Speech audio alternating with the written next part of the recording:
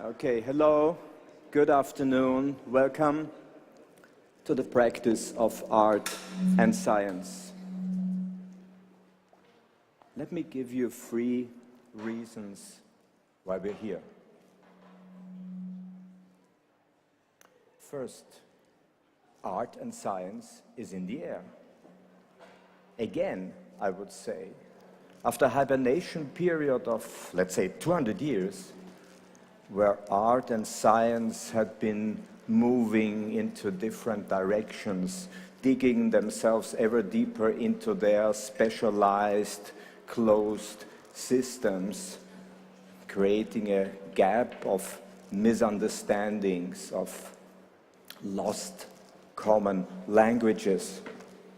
Finally, they're converging again.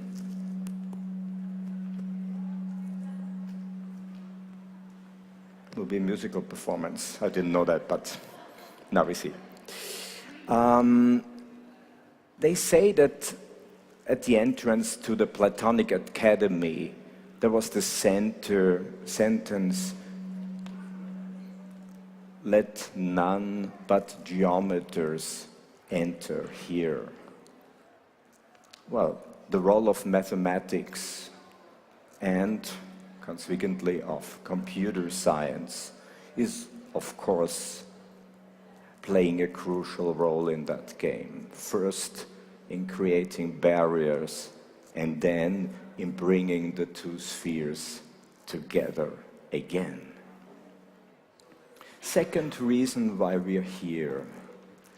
In 1979, when Ars Electronica was created, this was the birth moment of an evolving ecosystem that in its genetic code already had embedded this type of encounter, this type of dialogue between the sciences, technology, art, and society.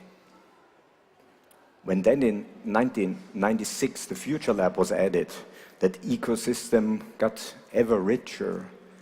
And when in 2011 Ars Electronica entered into a cooperation with CERN, the particle accelerator institution near Geneva in Switzerland, things got rolling, things gained momentum. First it was the Ars Electronica Collide at CERN program that allowed artists to go to the facilities of CERN and have residencies there, and then at the Future Lab in Linz to develop projects. This was like the overture for what came next, the weaving of a Europe-wide network of science and cultural organizations, with Ars Electronica serving as a kind of mothership, helping forge that network, forge the alliances that were necessary. Important to note that from the very beginning, from the very inception of that network, it included major scientific institutions in Europe, like CERN, like the European Southern Observatory, like the European Space Agency or the Fraunhofer Mewis Institute. And it included at the same time a number of significant cultural institutions with long track records in working with media art and working with art and science.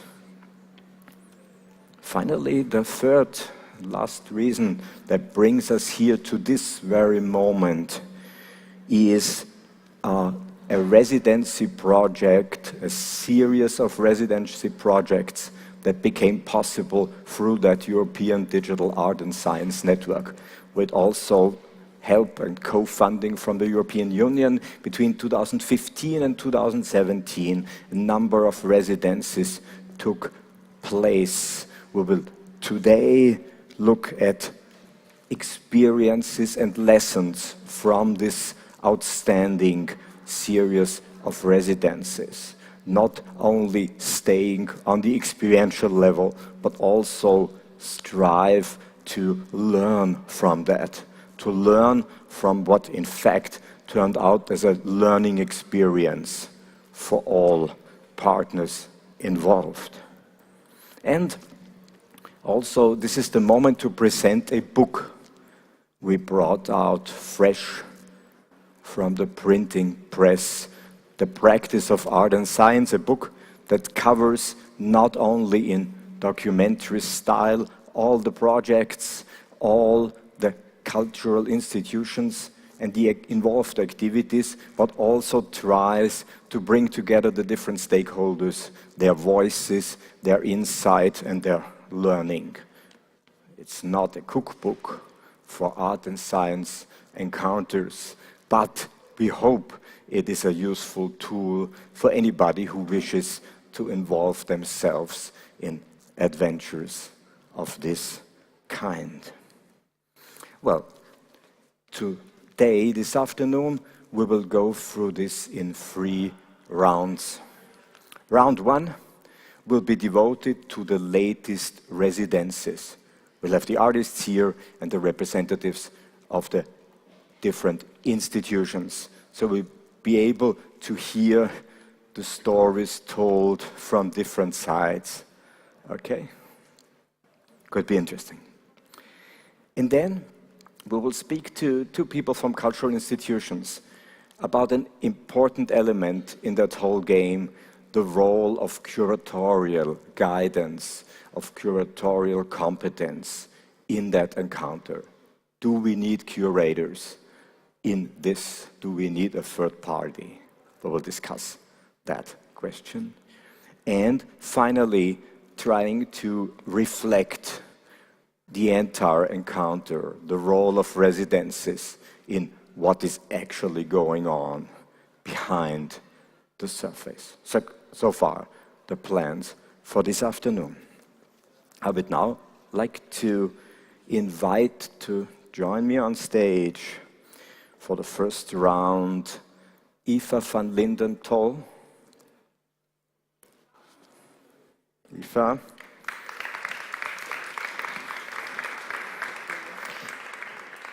Aoife, as you can see, welcome, comes directly from, I was about to say the laboratory, but that's not the right term, the explosion site. It's maybe also not exactly the term, but yeah, here we go.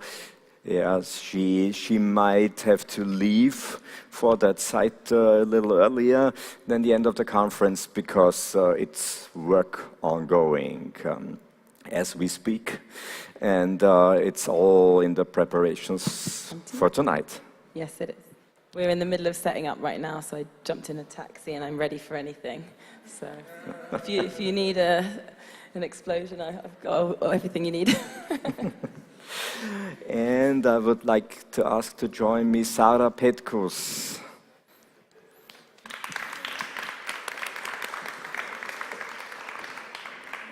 Sarah didn't come alone, but brought company to the residency and to our conference. Yeah. Okay, next I would like to invite Karen O'Flaherty and Claudia Mignone from the European Space Agency. Ladies, please.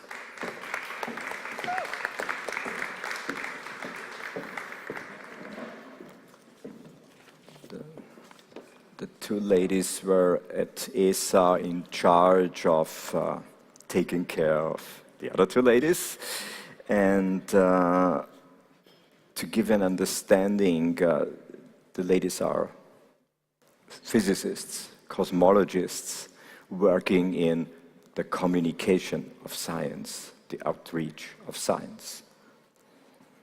Okay, I will hand over the microphone now to you to give us a short introduction into the setting where the two artists went, what ESA is actually about, and for that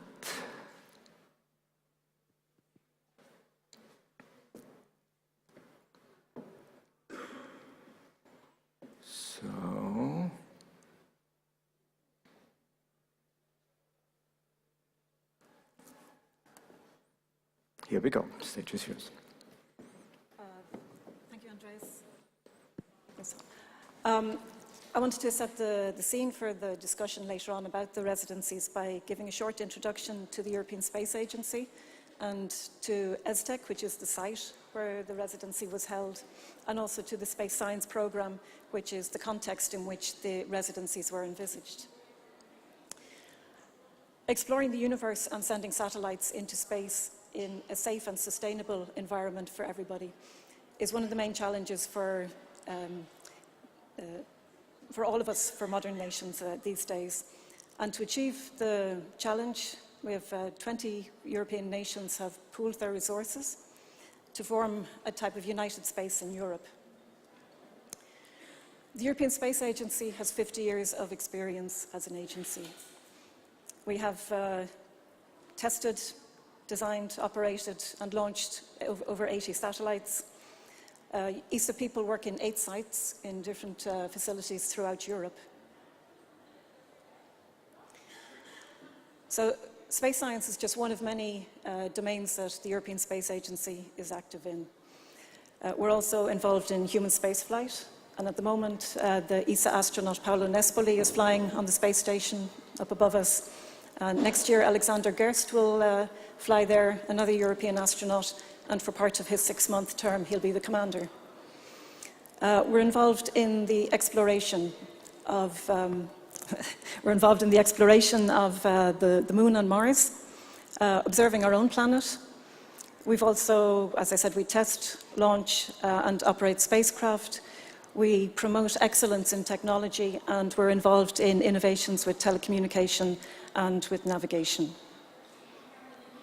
But space science is special in the agency because it's a fundamental activity, and it's one in which all the member states participate. And ESTEC, so the European Space Research and Technology Centre in Noordwijk in the Netherlands, is where space scientists' dreams come true. This is where we test our spacecraft. They're designed. We have experts who monitor the development with academia and with industry. And this is where Aoife and Sarah had their residencies. So after we test the spacecraft at ESTEC, they're sent to the launch site. And many of the spacecraft are launched from our spaceport in French Guiana or from the Baikonur Cosmodrome in Kazakhstan. And this one here is the launch of Gaia. This is our galaxy surveyor, which was launched in December 2013.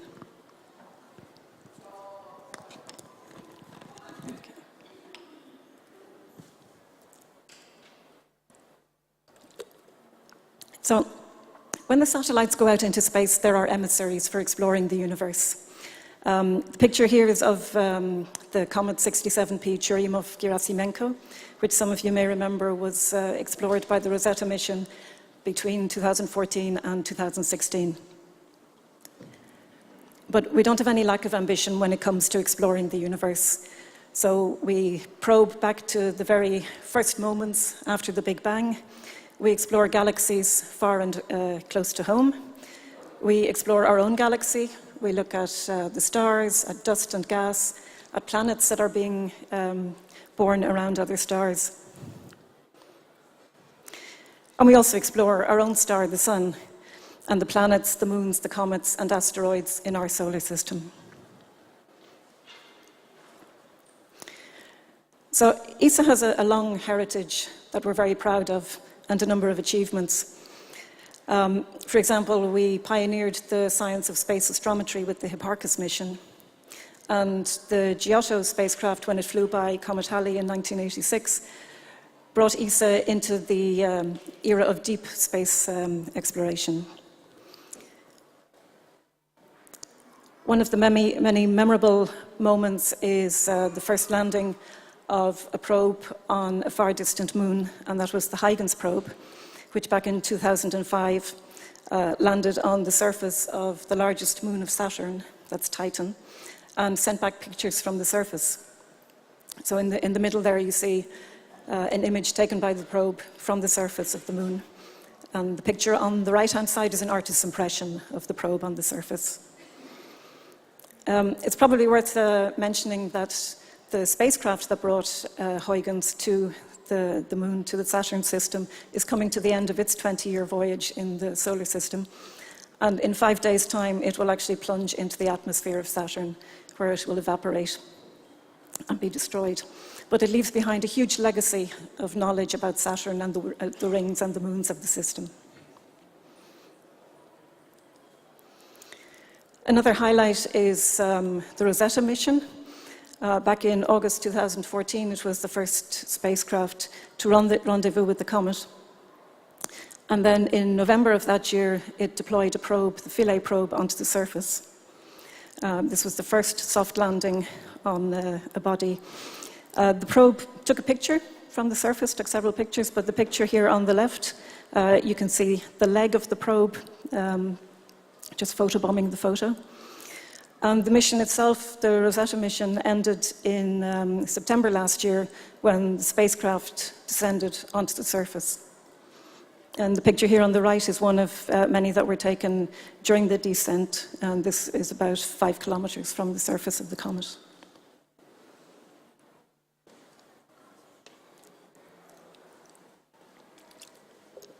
So today, we also have a fleet of very active missions. We have Mars Express, which was the first European-only mission to a planet that arrived at Mars in 2003 and recently celebrated its 5,000th day in orbit.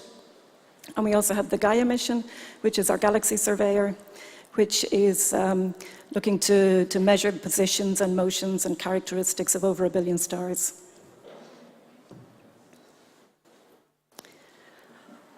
So last year, this map was published by Gaia.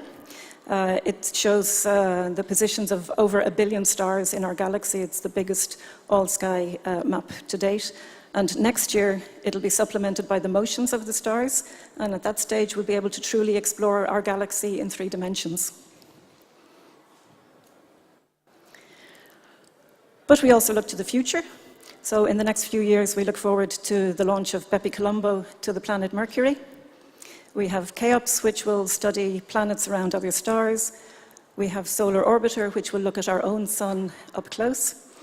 And the James Webb Space Telescope, which will investigate the first light in the universe and out to probing stars being born around, planets being born around stars.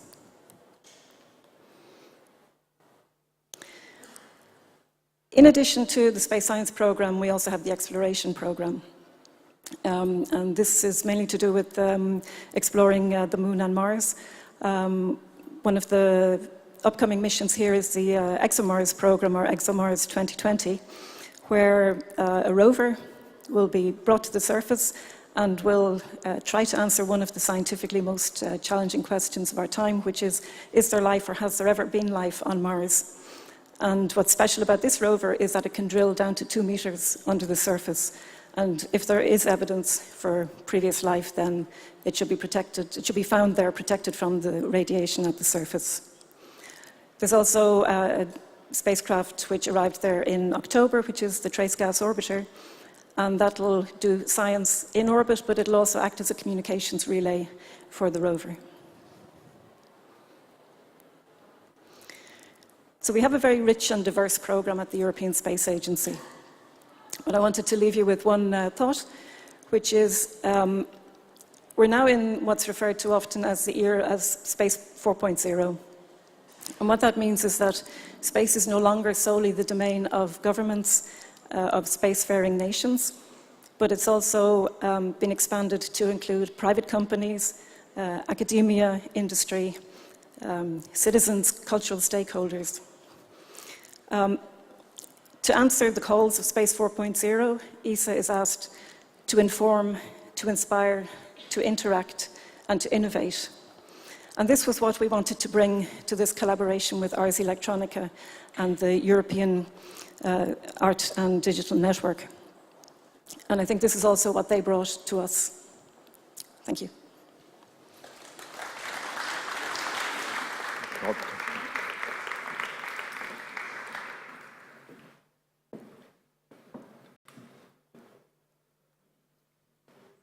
Yeah, well, this is the stuff that science fiction is made of, huh?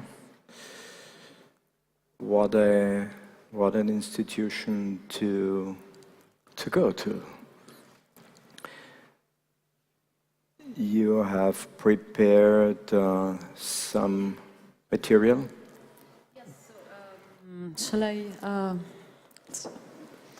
This is it's a series of recollections and probably no, a series of pictures and memories and a little bit of documentation of the residencies of Aoife and Sarah. So if this is, shall I introduce the pictures, but you're all welcome to, yes, just, okay.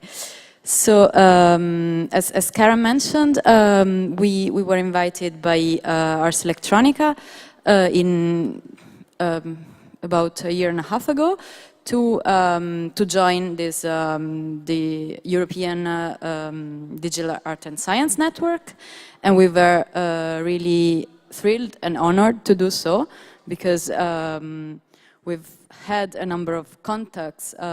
We've been contacted by a number of artists who are interested in the work that is done by scientists and engineers at ESA. And this residency offered us the chance to explore and experiment in a full formal setting the potentiality of this collaboration. So we opened, there was an open call, and there were 139 applications. And the jury last summer, in August, selected Aoife van Lindenthal. she's sitting here, with their project Starstorm as the winner to be the artist in residence. Starstorm is site-specific performance using explosions that will premiere this evening. So the lucky ones among you and the other festival visitors will experience what we're all looking forward to, a fantastic journey through the phenomena that happen in stars and across the cosmos. Then there were also a lot of very interesting projects that were submitted to this open call.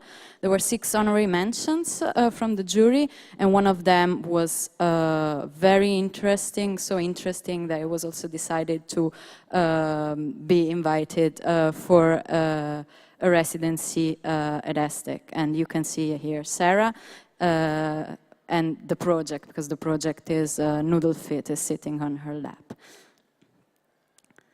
And so here are a few pictures from our first encounter with IFA. So the title of this first section of the conference is just a flyby or a rendezvous, which actually refers to the Rosetta mission that Karen mentioned earlier, which was the first space mission, the rendezvous with the comet, as opposed to previous missions that had only performed flybys, so just passing by for at high speed, taking data for a very short time. And Rosetta stayed there for 2 years. So if I didn't quite stay 2 years, even though I imagine... That's true. But we can definitely say that her residency was a proper rendezvous. And as with every rendezvous, the first part is getting to know each other. So here are pictures from, we had 2 short visits of IFA at ESA sites at the end of last year. So the first visit, the first actual meeting we had with her was on a very special occasion, that is the arrival at Mars of the ExoMars mission that also Karen mentioned earlier. And that was, there was a special event on that occasion at the European Space Operations Center in Darmstadt, Germany. So IFA was invited to participate to the event and experience one of the most exciting activities that happened. So seeing the mission reaching a very exciting milestone. And then later she also came for a second short visit, but this time to ESTEC, which is the facility that you saw in Karen's presentation in the Netherlands by the dunes. And that's where the missions are designed, developed, and come to life, basically. And there she visited so the pictures that you see in this collage. Can you see? As IFA in a one-to-one scale model of the European model of the International Space Station. So this was very, yeah, it's very impressive to visit. But in fact, I think the most impressive experience that she experienced on that visit was to realize that space scientists mostly work in offices, and that they spend most of their time writing and debugging code. So for her first proper long visit, we also gave her an office. And she stayed there for 3 weeks in March, this March. And during that time, she already met some of the scientists in the first couple of visits, but then in that visit it was really dedicated to having meetings and delving into the research that is done in stellar physics, in solar physics, plasma physics, all the processes that she was interested in to create the dramaturgy of the show that we will see tonight. So she had a series of meetings with scientists, she attended lectures, she had sketches, she sketched on the board. We also discussed about possibly having an activity that would involve the scientists back. So inviting the scientists into the art, but for this first 3 weeks, it wasn't quite the case because it was really important to focus on, for Aoife, she can confirm, to focus on getting all the information and absorbing. She also looked at the sun through, well, the sun projected as seen through a telescope. So there was a full immersion into the science. Then she went back to her studio, and she came back after two months. And then it's probably, these are some of the most memorable experiences of the residency, because these are, again, informal conversations between Aoife and space scientists that work in ASTIC.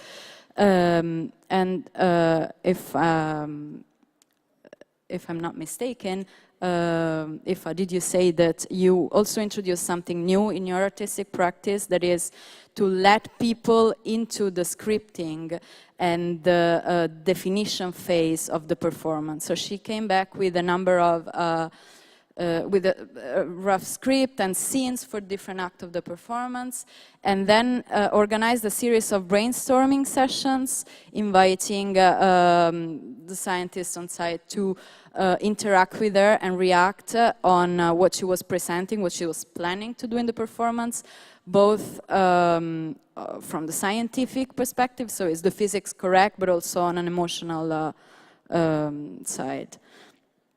And that was very beneficial. We'll talk about some results of evaluation of the project, like interviewing some of the scientists we've interacted with, with the artists, and that was very, very beneficial in the sense of people coming together and talking about colleagues who work on completely different research subjects, talking together, discussing, brainstorming about subjects that they wouldn't perhaps normally do. So that was a very important role of the residency.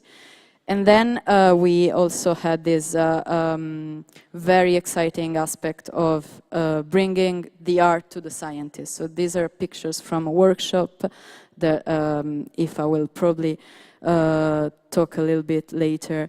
And in this workshop, the scientists could experience her her artistic work, got their hands dirty as well, but also from conceptual work, from bringing material to making something out of it.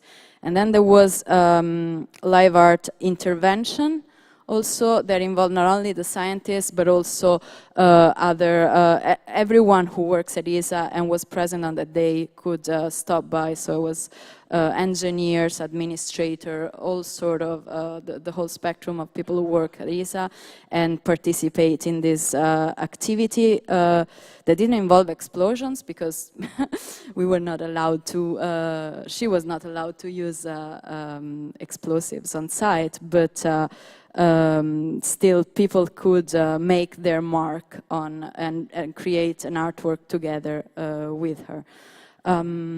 So Andreas, I have some other pictures about Sarah, but shall we, yes. Aoife has brought a video, which we are briefly going to show. I told you first about the different views, and here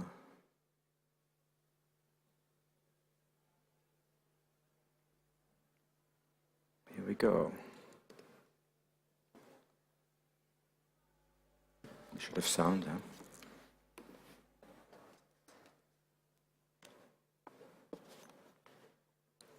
Do we have sound on this? Yeah.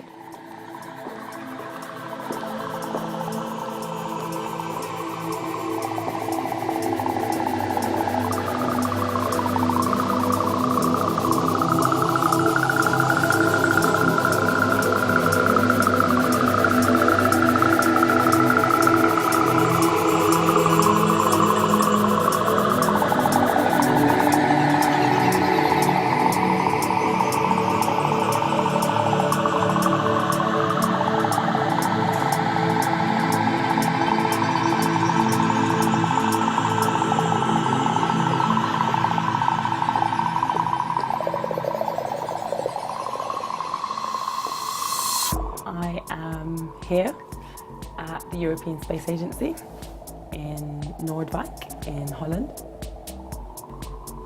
I've been holding some amazing brainstorm sessions with the scientists to discuss the ideas around the project and really get some feedback from them, see how the ideas trigger their relationship with the science that they're doing, and see if they can contribute towards the ideas in a kind of statistical way or in a way that can enhance the performance and the detailing of the performance. I want to set off a load of it together and they're swirling around and you're in the middle of it. Okay. Yeah. It's noisy and it's powerful. It's Yeah. a very big star, the sister of that Yeah. one, which has not exploded yet. Yeah. And it's extremely massive and extremely powerful, and the ultraviolet radiation is going through all of that cloud and is Wow. actually getting rid of it. So this is dead now, 8 million years, and this will die 10 million years. So it has 2 million years to do all of this to this Yeah. effect. And if we are lucky, we can see it Yeah. happen.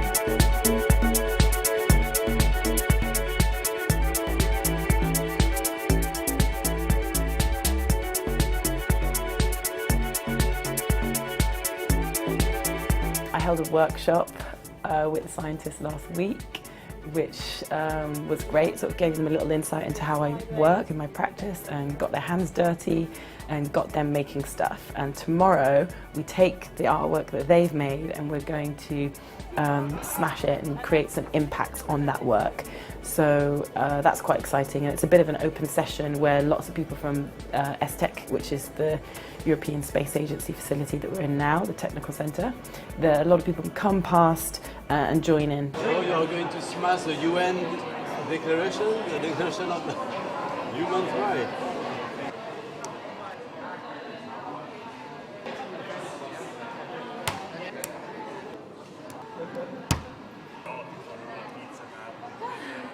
Today we're not allowed to have explosives here. We have an alternative method of creating lemon bombs.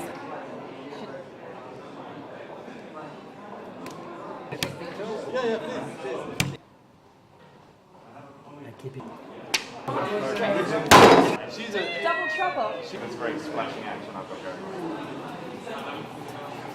Splashes are us.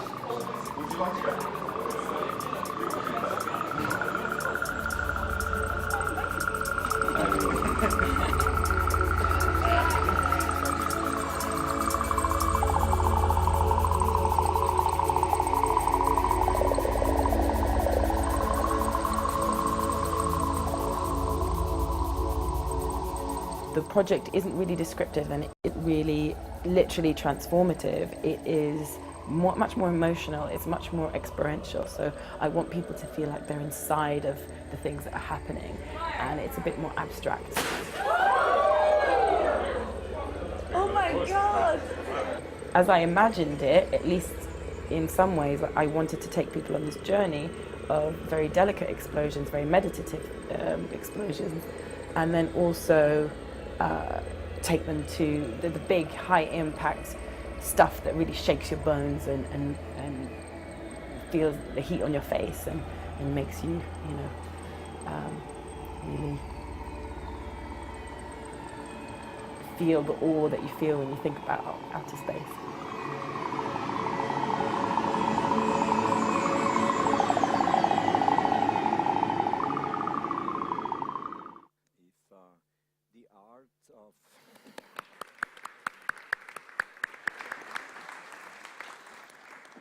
The art of engaging scientists in a conversation. Yeah? I mean, your piece is about many things, and the residency is about many things.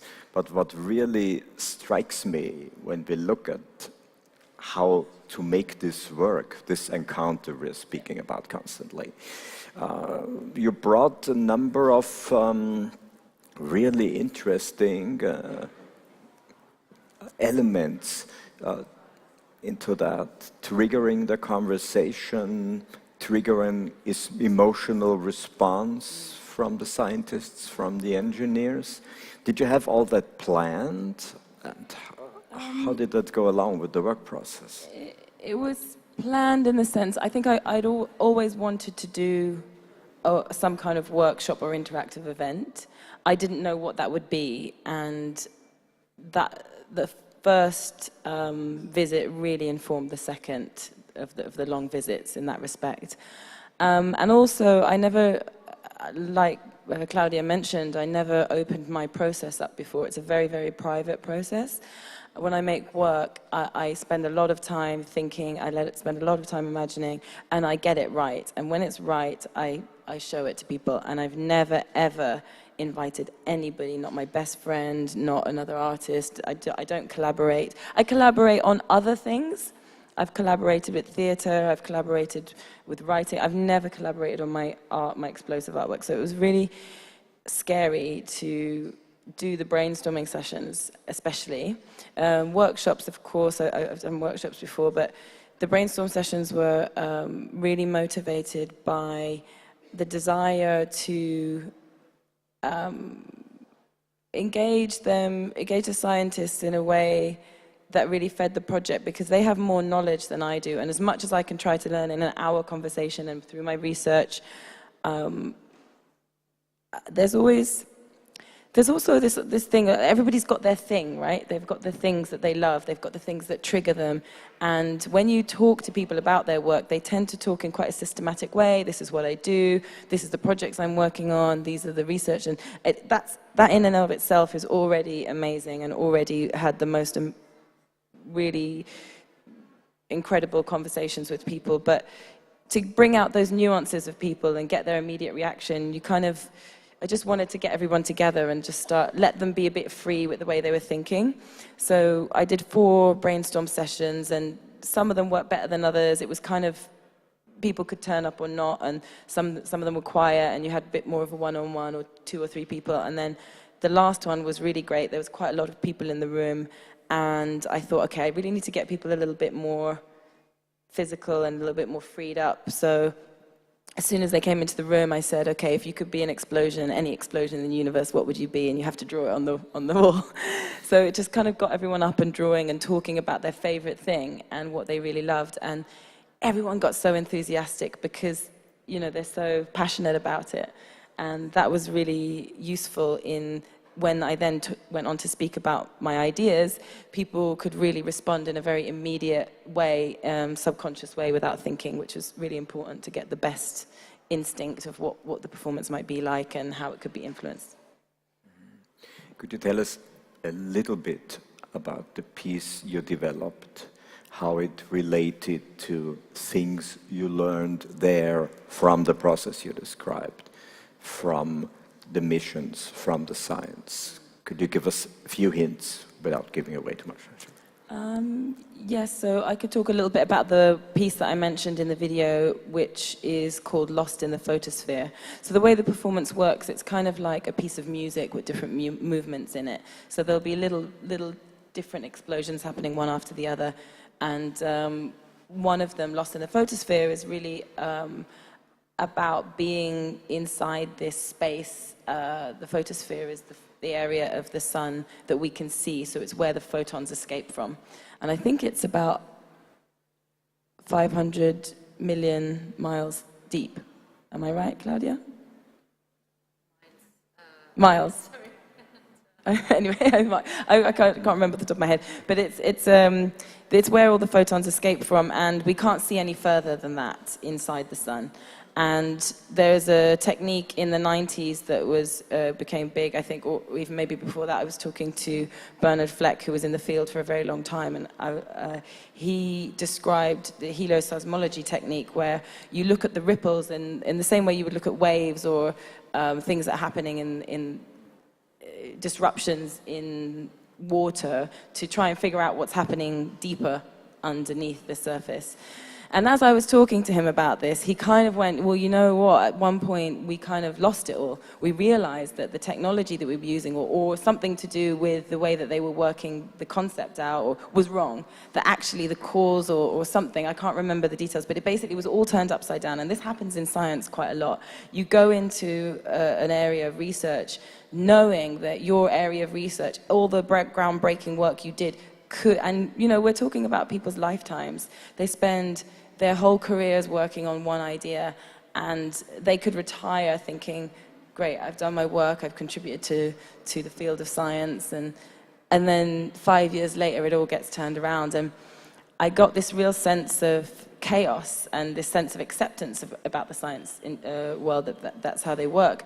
And then he said, well, you know, now they're re-looking at it and they're finding new ways to maybe revisit the technique. So there is still people working with this technique, but it's really like, you know, you just don't know what's going to happen. And so when I wanted to create this sense of being in the photosphere with all these smoke bombs, and then also I wanted to create a sense of confusion, a sense of disruption, and a sense of chaos. Like there's always this and when you're researching as well, I always find this, I don't know if anybody else does, but I tend to research and research and research, and you know, you're kind of going along these different paths and tangents, and it's all very clear, and then you get to this moment where you don't know what anything is about anymore, and you kind of lose yourself in everything that you've been doing, and then eventually you come through the other side and it all starts to consolidate and make sense again. So I kind of wanted the moment in the performance to be like that. So it was a real balance between the science and a kind of an emotional reaction to the conversations that I had, and the sort of imagination of being in that space. When I listen to you describing this process, it comes to my mind, I mean, the two spheres at first glance, scientists, artists, seem quite different. Yeah? Systematic approaches, long-term planning, blah, blah, blah, and artists are considered chaotic, spontaneous, etc. Considered, of course. When I look at your work and hear your descriptions, I get the feeling that some of the commonalities, some of the shared space, shared language, which is there, shines through. How do you experience that? How different do you feel those spheres to be, or how maybe close after all? I mean, I think I spoke to you about this before, which is that, I mean, I felt very at home at Aztec. I felt very at home talking to people, and I have a kind of thing where I don't really, the science and art are very useful distinctions, and we create definitions in the world in order to help ourselves know what each other are talking about, and it would be really difficult to talk about things in as much detail and nuance that we do if we didn't create all these definitions and domains in which we work. But the natural world doesn't know those things, and I think I've said this to you guys, a photon doesn't know what it's being used for. A photon could be used for spectroscopy, which could tell you what elements are in the core of the sun, or a photon can be used to reflect off a painting and give you the color red. Now, in a way, we're each choosing in which way we want this photon to behave, but the photon itself is just a nature. And I think if you can use the definitions that we create around us when they're useful and forget about them when they're not, then it's really handy. So I kind of feel like I try to forget about them as much as possible until I need them, which is kind of when you start to present your work in particular domains, or if you are writing, then it's great. But other than that, I try to leave it alone. Great, thank you. Thank you, Aoife. Keep my fingers crossed for tonight. Performance starts at... It starts at 8 o'clock. People are getting the bus. I think they're sort of meeting in the info area or in the car park around 7:15. I think we're already booked out. But if there's any dropouts, people might be worth going to check. I know I've had one cancellation today. Yeah, I think we're ready. I'm going to run back in a minute and find out. Aoife, thank you. Thank you for joining us. Thank you.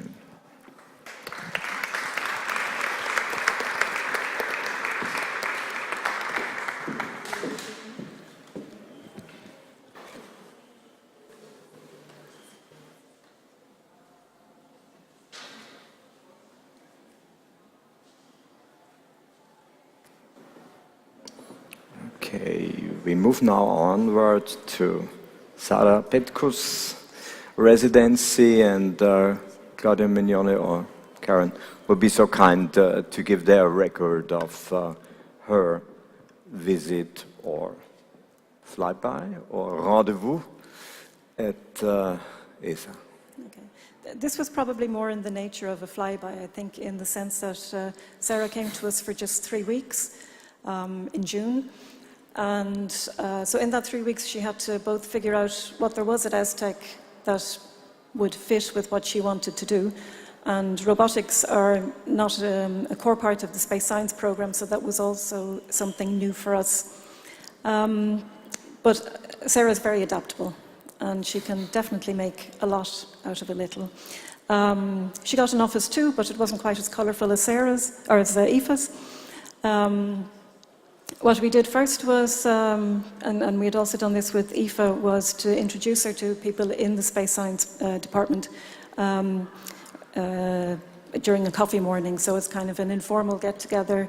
There are often people who are speaking after the coffee, and so that was a nice opportunity for a gentle introduction to people and to show what this strange noodle was. We also then made visits to areas at ESTEC which are more directly related to robotics. So there we have a haptics lab where we investigate human-robot interfaces. There's also a planetary orbital lab, but I think Sarah and Noodle's favourite place was the Mars Yard. I'm sure Sarah will have something to say about that later.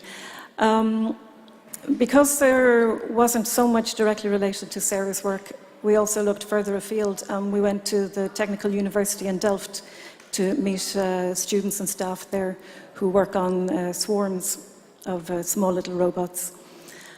And we met a philosopher.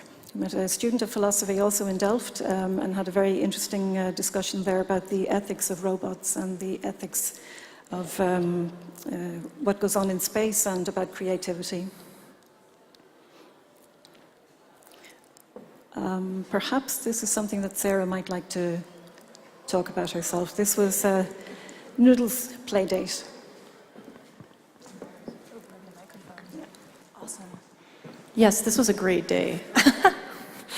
So I was lucky enough and fortunate enough to meet all the roboticists that were working on this particular day in the Planetary Robotics Lab. And I had Noodle with me, and they were running simulations with one of their test rovers for the ExoMars mission. And the robot in the picture is called Exoterre. I think I should probably maybe talk a little bit more about this guy first, or at least introduce him. I think someone already mentioned that this guy's name is Noodle Feet, right? When I applied for this residency, I stated, space exploration is always observational. We're collecting data for ourselves in the places that we can't go ourselves as humans. And I asked, well, what if we do something different? What if we not do that? What other things could we do? What other ways could we do it? And the robot that I'm currently developing is based on my own content, based on my drawings and illustrations. So he's a character of mine, and he is a caricature of a spacefaring probe who wants to grow up one day to go see another world. So my responsibility as his parent and as an engineer is to allow him to do that. It's up to me to facilitate in everything that he would need to experience what he wants to once he gets to some other planet. So I focus in developing behavioral mechanisms and ways that he can interface with his environment and ways that he chooses. And he's an ongoing project. He's constantly growing as I'm learning. And the end goal is that he can interface with his environment in personally expressive ways and ultimately decide what he likes from what he doesn't like. And that is so he develops his own taste. And yes, I have drawings and illustrations and animations actually on display here at the festival of him wandering around and exploring Martian terrain. So he actually got to do this for himself and leave his own footprints on Martian or simulated Martian soil, along with treads from the Exoterre rover, which was kind of special, but I can that I answered the question about the... Just keep the microphone, Sarah. Okay. Keep the microphone. I mean, sometimes conversations are difficult, right? Yes. You don't know a person, it may be awkward, you don't know. Sometimes it can help to bring a third person Yes. into that situation, right? Yes. So he was... Child would break the ice, or an animal might break the ice, or a robot Or a might break the robot. ice. Is this assumption correct, that the presence of your robot Most certainly. influenced the dynamics of what was going on Yes. when you went there? Everyone who I met with at STech, I would more or less walk into either their office or wherever we were chatting, and I would drop him on the table along with... I had appendages that I was working on that were replacements for these feet that are on him right now, and they did a bunch of wacky things, strange behaviors, and I would just sort of throw them out there at the person and go, well, this is Noodle. He, licks and drools and tastes things and swallows small objects off the ground. What do you think of that? And that just sort of took people, they're taken back, and they had to think about it and kind of digest the whole concept, as absurd as it is, as witty and human and playful. And they would start talking about themselves ultimately, like in the end, and the conversations would become very personal and very, based on the nuance of personal experience in regard to what they do at the facility. And I was able to sort of trace bits of their humanity and kind of investigate where they overlapped with my work, and those are the things that I think are special. Were you able to besides having experiences like that one where we see the pictures, for instance, a special day, Yeah. Of course, in the overall concept or the vision of the project, to draw from the encounter specific insight, things that kind of brought your development further? I think from Impulse? for this particular experience, what this led to is actual technical discussions with the engineers who were there. So conceptually, maybe not so much, but it did unlock some of the roboticists who were there, and I got to discuss technical matters, like how he functions as a machine, as a mechanism, and that's a huge portion of what I do, is how to actually get the thing I'm creating to perform the way I want it to, and it's a battle. So I did get feedback from people who have a lot more experience than I do, making that happen, and in a lot more challenging environments than I have to. So what I learned on this particular day was valuable in that regard, the more technical. Yes. So the next stop is Mars, or? Yes. If when he grows up and he can think for himself and he still wants to go to Mars and not do anything else, then Mommy will be very proud of him. Okay. Yes. Cool. Sarah, thank you for the moment. Yeah. Thank you.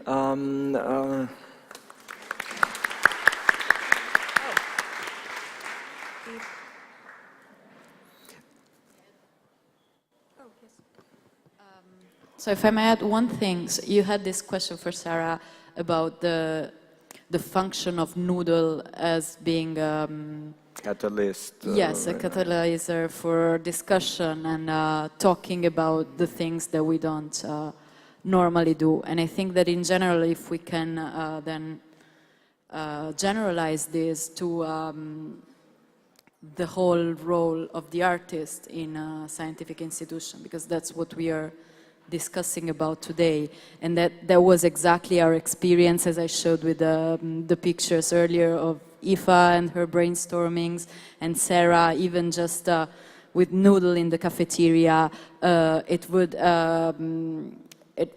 be a trigger for a gathering of people who have similar professional interests, but often, because also within a sphere of expertise, you tend to have specializations.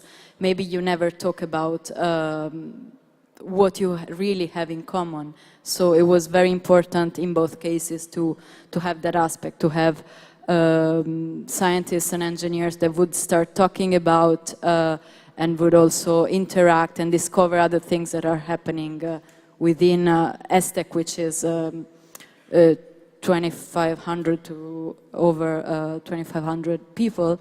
So that role of the catalyst was not only Noodle, but in general, both artists, they feel that pretty well. I think you have prepared, you ran a survey about the two residencies. Yes, we had. We're eager to see and hear what came of it. Very preliminary results about trying to evaluate this experience, which was the first time, at least in our in the group at ESTEC that works in science, of having artists for such a long period of time. So this is just a distribution of the sample of people who replied. So we contacted all the scientists on staff and the engineers from the robotic labs. A fraction of them replied. Probably way more have interacted with them. Also some who haven't interacted with them replied. So we have a little but hopefully fairly representative sample of people who met both, people who only met Eva or Sarah. And these are the type of interactions that they had. So some people only interacted with either of them on informal occasions, which could be over coffee breaks, over lunch, over other informal social activities, which was already an occasion to discuss the overlap of art and science. And then there were people who had a formal meeting, either with Sarah or with Eva, which is a dedicated time in their schedule, an hour or more, talking about what they do professionally. And then Eva organized the brainstorming and the workshop or live intervention. And then Sarah had her, let's call it hands-on meeting, so really visiting the robotics labs and interacting there. So it was a little bit spread around. There were a lot of informal people who had informal encounter, but also all the other activities.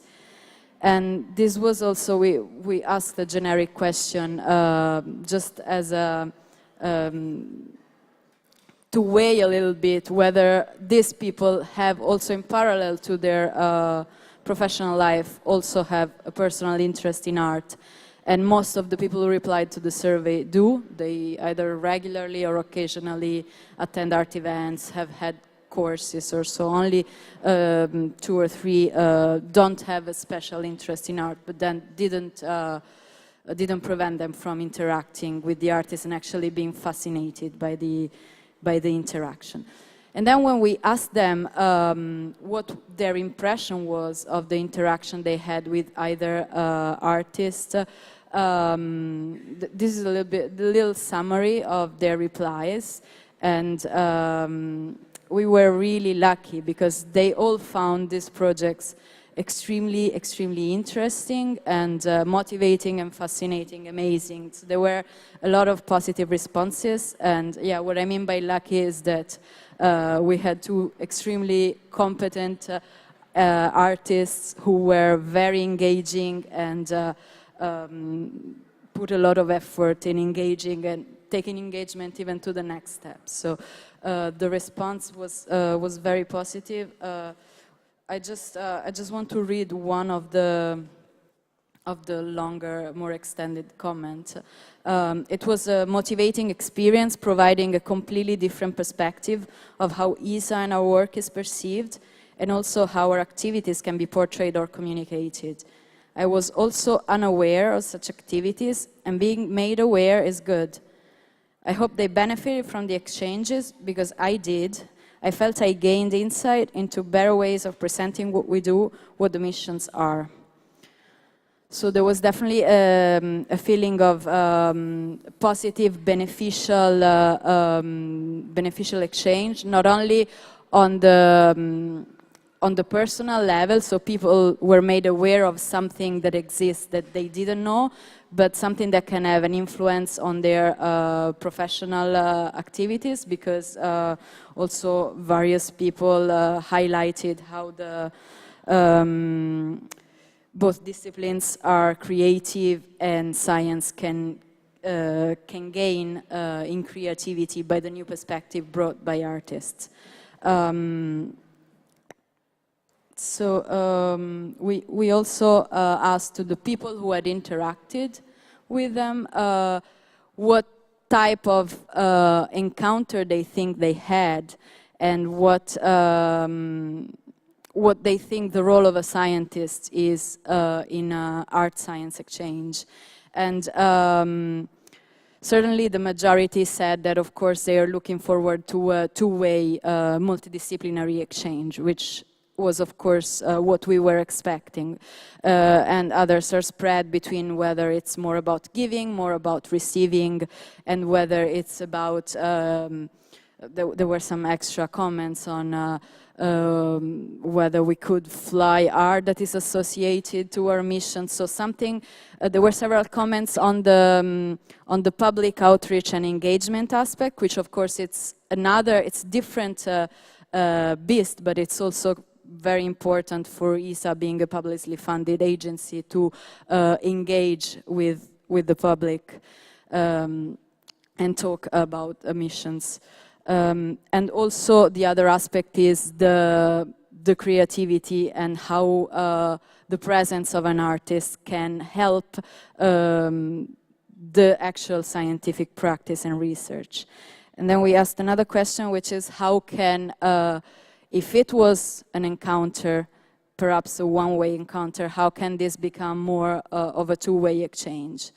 And I think here there's, we already start, even with the small numbers, to see somewhat of a trend, because what people expressed is that there should be either the artist staying for a longer time, or the artist stay all the time, and an artist staying there all the time, or anyway having more time and resources on the scientist side to interact, engage, and experiment and work together with the artist. So the wish is there, but here we are also facing more structural boundaries that are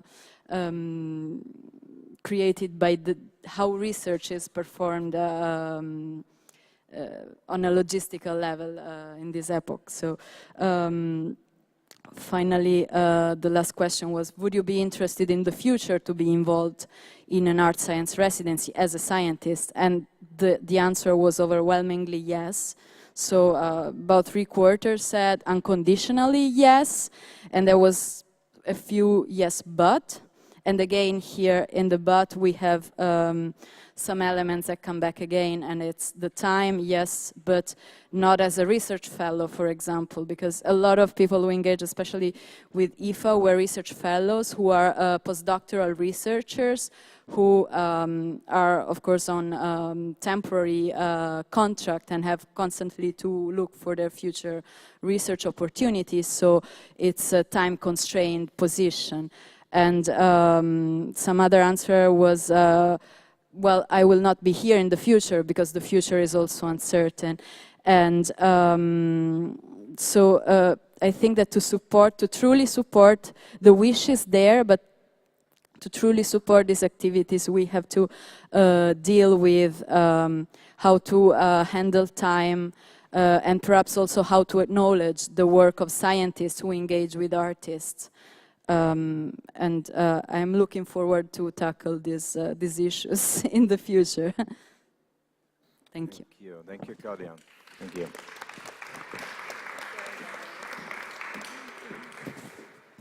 Okay, we say goodbye and toi toi toi to Aoife. Thank you for coming and joining us. Okay, are there, before I close this part of the session, any burning questions to the ladies still present here? Will they be around later, and we'll later have also discussion? I see raised hand, sorry, in the corner of my. Please, sir, microphone is coming to you. Yeah, it's on. Hello. I have a question for our ESA representatives here. I would like to know if there is any institutional memory in the European Space Agency, and specifically in ESTEC, on all the efforts on the art science and art and technology collaborations that have been going on different levels since the late 90s, and if there is a folder somewhere in ESTEC that actually has art science on it. Because it looks like Groundhog Day to some of us who have seen this spectacle before. Yeah, I think what's true to say is that there have been many initiatives in the past, but primarily driven by personal interest. You know, so somebody who's very passionate about seeing this happen, spent time and effort, you know, got people involved. But then it would peter out. I'm aware of a number of projects that have taken place in the past, and I think one lesson that is very clear from that is that you need institutional buy-in and support and a long-term perspective for how you're going to sustain projects like this. And either you do it by yourself or you do it in partnerships. So in this case, we were doing it in partnership with Ars Electronica. Yeah, but ESA has spent probably around 150,000 euros over the past 20 years on producing documentation on this project. I just want, my direct question is your team aware of those documents that people spent hundreds of hours to produce and ESA paid for them? Yeah, certainly the topical team documents from the human spaceflight area. I did some research on that before. Yeah. So, thank you. We stand on the shoulders of giants and we make the best of it. I thank the ladies for coming and staying with us, and would now switch. Sorry. I'm sorry, sir, I didn't see you. Yeah, microphone is coming. And then we'll switch for the next session.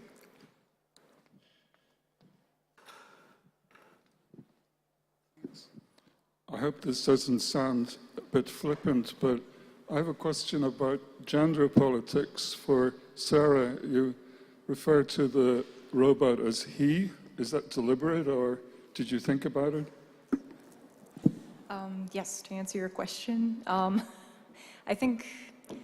don't know, I don't think machines or robots have gender, because they don't. But it's more polite to call something that I think of as my child he or she versus it. So I don't know, it just seems sort of rude for my baby, but yeah. Okay. Please allow me to switch to the next session. Thank you for the moment. Thank you, Sarah, Claudia, Karen. Thank you.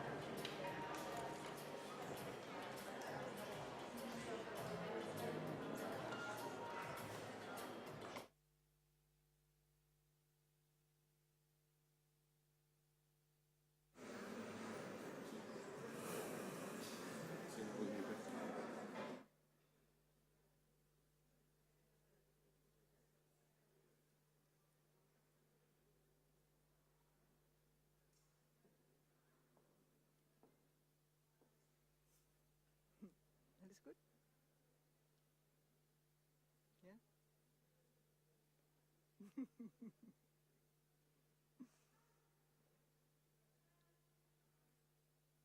Okay. Habe ich wieder Ton? So, wir gehen in die nächste Runde. Next round starts, and I welcome Yen Chang from Taiwan on stage. Please, Yen, take a seat. Sabrina Haase, and already with me on stage, Bianca Hoffman. The two ladies from the Fraunhofer Institute for Medical Image Computing, MEVIS. They were hosting residency of Yen as an artist very recently, and very recently also Yen presents her work here at Ars Electronica Festival. I may first ask Bianca Hoffman to give us her record of the residency. Thank you. Hello, and thank you for having me here. So I realize projects in science communication to involve people early in scientific topics and future technology, thus making the implications for society understandable. I work at Fraunhofer MEVIS as head of corporate communication. In the last couple years, I expand my activities where science meets the arts, involving the next generation and exploring flexible forms of approaches in science communication. With me is Sabrina Haase, a mathematician, and she's a coordinator of research and industry projects at Fraunhofer MEVIS. For many years, she has been leading the educational opportunities the Institute provides for young researchers. For example, the STEAM imaging project.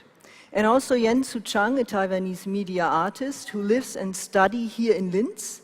She has been working in interdisciplinary art and performances based on sound installations. And Yen was the artist in residence at Fraunhofer MEVIS. And her performance, Whose Scalpel, can be seen on Monday afternoon here in the Post City.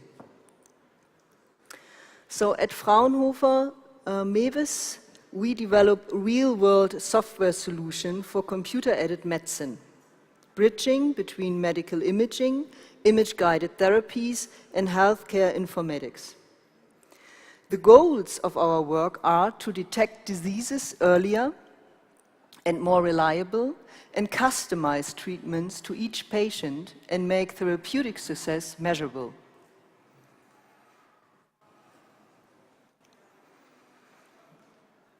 In our science communication, we want to remove barriers that prevent people from interacting with difficult health topics. We are focusing on the clinical impact of new technologies and their underlying math, physics, and computer science.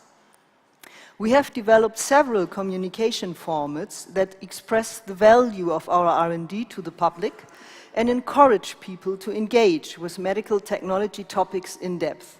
A strong focus is the engagement on the coming generation. I am convinced that we need to deeply involve not only the public, but foremost young people, and let them actively discuss science and the development of new technology. Our SciComm projects are expressions of responsible research and software development in healthcare. Our research is affected in many ways by the fact that the developments in medical technology are changing our everyday lives in increasingly shorter innovation cycles. The rise of digitalization, big data, and artificial intelligence demands an immediate discussion of the implication for the society that needs to be widely understood. With Sabrina Haase, I designed a dialogue-oriented SciComm project which involves an artist, scientist, pupils, connecting computer-assisted medicine with STEM education, sound art, and also ethical topics. As an institute working in the field of medical tech, we are used to working across disciplines. But with STEAM imaging, this time we were leaving the scientific disciplines behind and integrating an artistic approach. This challenged the participant on a personal level. So why were we doing this? why is a software-oriented R&D institution cooperating with the arts and the next generation? What is the promise in it? And is it resolved? What did we want to reach by expanding a STEM workshop to a STEAM workshop and integrating the arts? With our STEM workshops, we usually wanted to raise awareness of how computerization supports and influences healthcare and the role of STEM in life sciences. With the STEAM imaging project, we now want to stimulate critical dialogue about new tech in society. We hope to reach further groups of pupils. Even those who want to study biology, for example, will need to learn math and statistics, and prospective artists have many new tools at their disposal that require basic computer science abilities. We want to show the value of current science and tech for art, and we want to support an artist to explore new fields.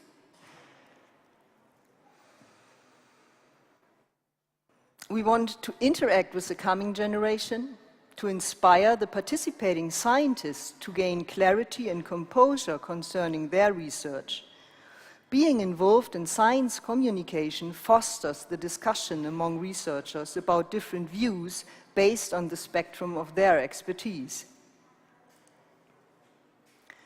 So we enhanced a STEM workshop to a STEAM workshop alongside Yen-Su Chang, within her residency, STEAM Imaging, which took place at the Fraunhofer Mewes Institute in Bremen, Germany, and here at Ars Electronica Future Lab in Linz. In STEAM Imaging, we brought scientists, artists, pupils together in a context of learning STEM topics, using new tech, and practicing art. The roles of giver and taker were changing dynamically.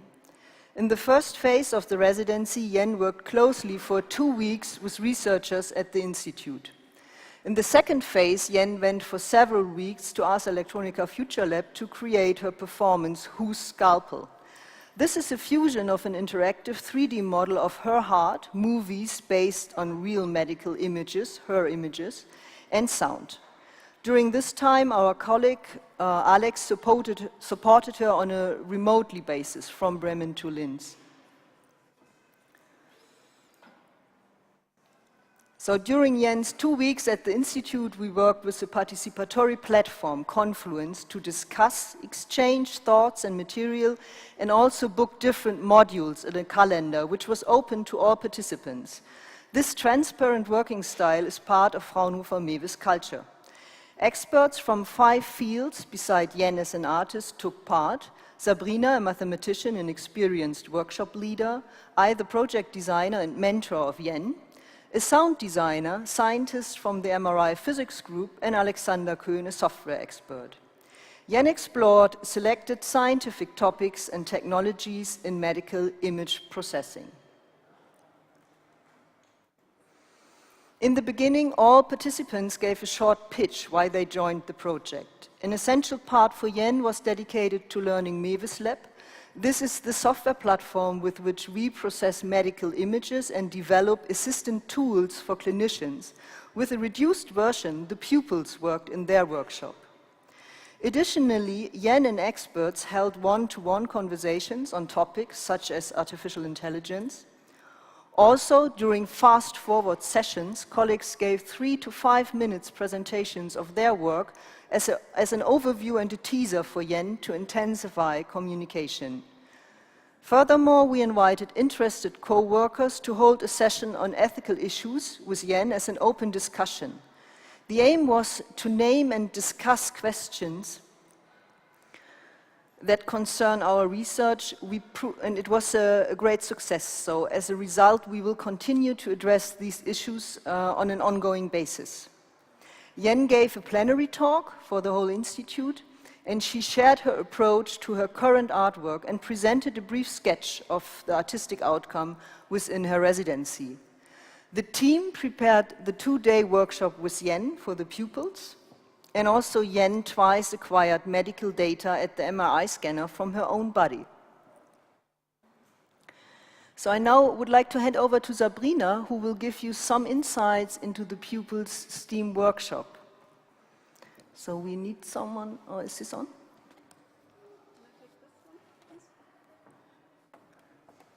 Okay, thank you. So I would like to talk about the two Pupils workshop which we had. So one was in Bremen in March. So we had 16 girls, 7 boys from the 7th to 9th grade. And we had another one here at Ars Electronica in Linz in June with 6 girls, 13 boys in one class from the 8th grade.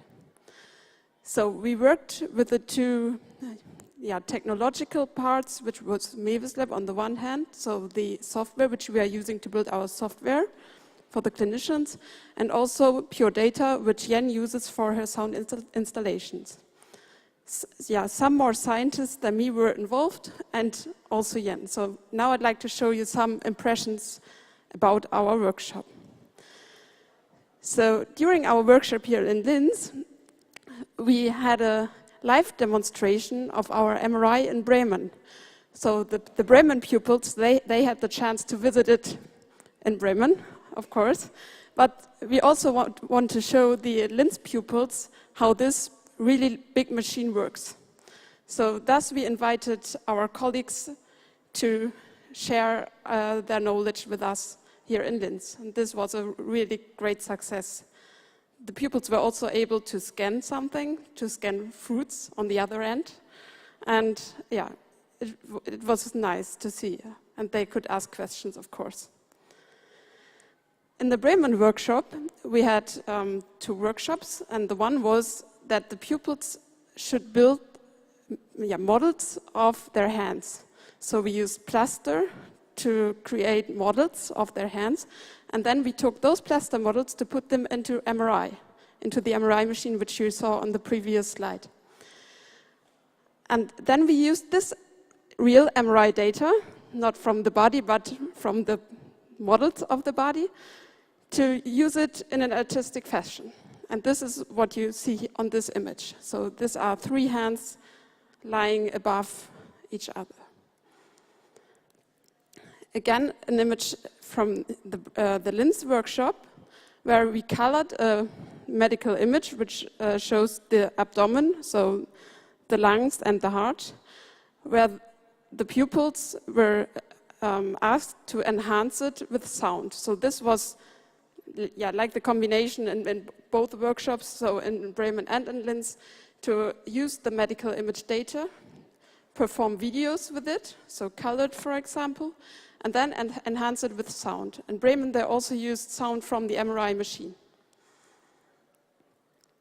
And this is another example from the pupils in Bremen, where they scanned their hand like this. So the plaster model showed this hand form, and then they encountered that this, from the MRI, looks like a rose.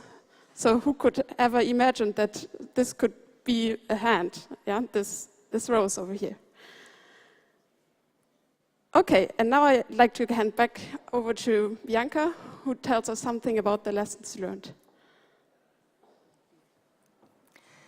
Yeah, lessons learned and our plans for the future. So STEAM imaging was an experiment of dialogue-oriented science communication. We realized space for possibilities where what comes next was not predefined. The players and the content were selected, but no one knew what the results would look like. In the end, what mattered was the collective work and the openness to what could emerge. Throughout the process, we realized that it is challenging to be creative in the office environment beyond working at a computer. It was not easy to open up and engage in the process within the daily goal-oriented routine of applied science to take a deeper look around and also what happened in us. So we would have enjoyed having more time to physically share space, to allow playing, fogginess and encounters within the cross-disciplinary topics. In winter, we will discuss the future of this format of science communication at the Institute. So scientists can contribute to developing utopias, neither dystopias nor promises of technological salvation. Today, the shift in science and tech toward practical applications became sharpened through big data and AI from the fundamental understanding of active basic principles of nature to approximations and predictions based on huge amounts of data and statistics. This influences the scope of the ideas of our future. How do we want to discuss new possibilities in science and tech and describe their development? We need to expand our reception of reality in our research teams, not only regarding expertise like art, ethics, philosophy, but also the spectrum of participants to include women and people of color. We want to go on to create projects in which scientists contextualize their expertise in a broader sense and become inspired to relate facts, empirical data, and science to humanity's social realities and values. Scientific organization could host cross-disciplinary intergenerational platforms to deal with the impact of new tech at an early stage. And STEAM imaging was our latest exploration and approach in accomplishing this. So I thank you all for your attention, and we would like to show now a short movie of Jens' artwork, and afterwards we are open to your thoughts and questions.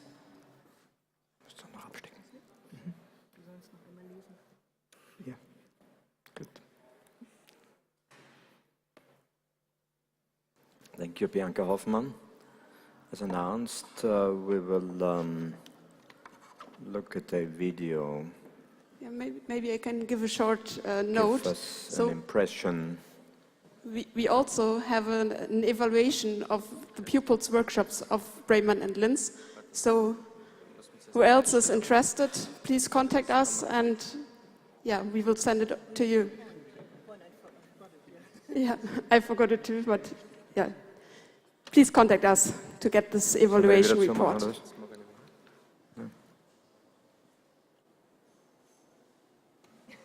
Please go on talking. We tackle slight technical problems. This is not Jens' artwork.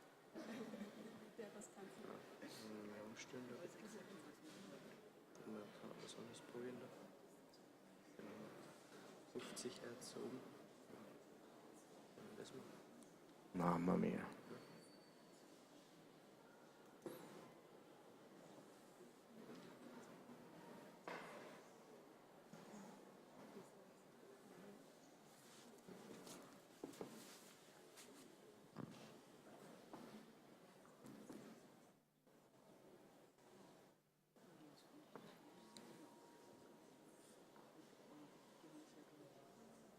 Jetzt sind wir da. Wunderbar, danke. Okay, sorry for the wait. We have this video here that gives you a short impression of Ian's peaceful scalpel.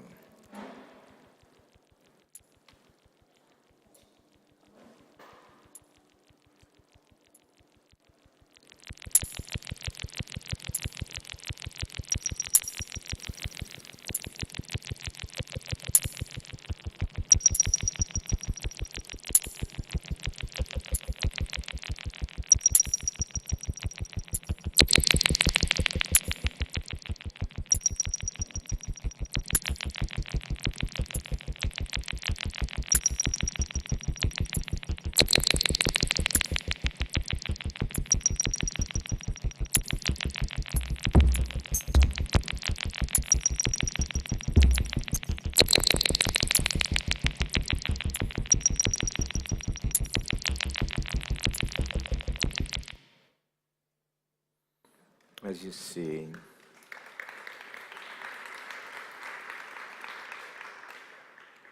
there's one more chance to view this live in full expand. I'll play the video once more without sound now to give Yen the chance to briefly explain to us what the piece is about and what you're doing.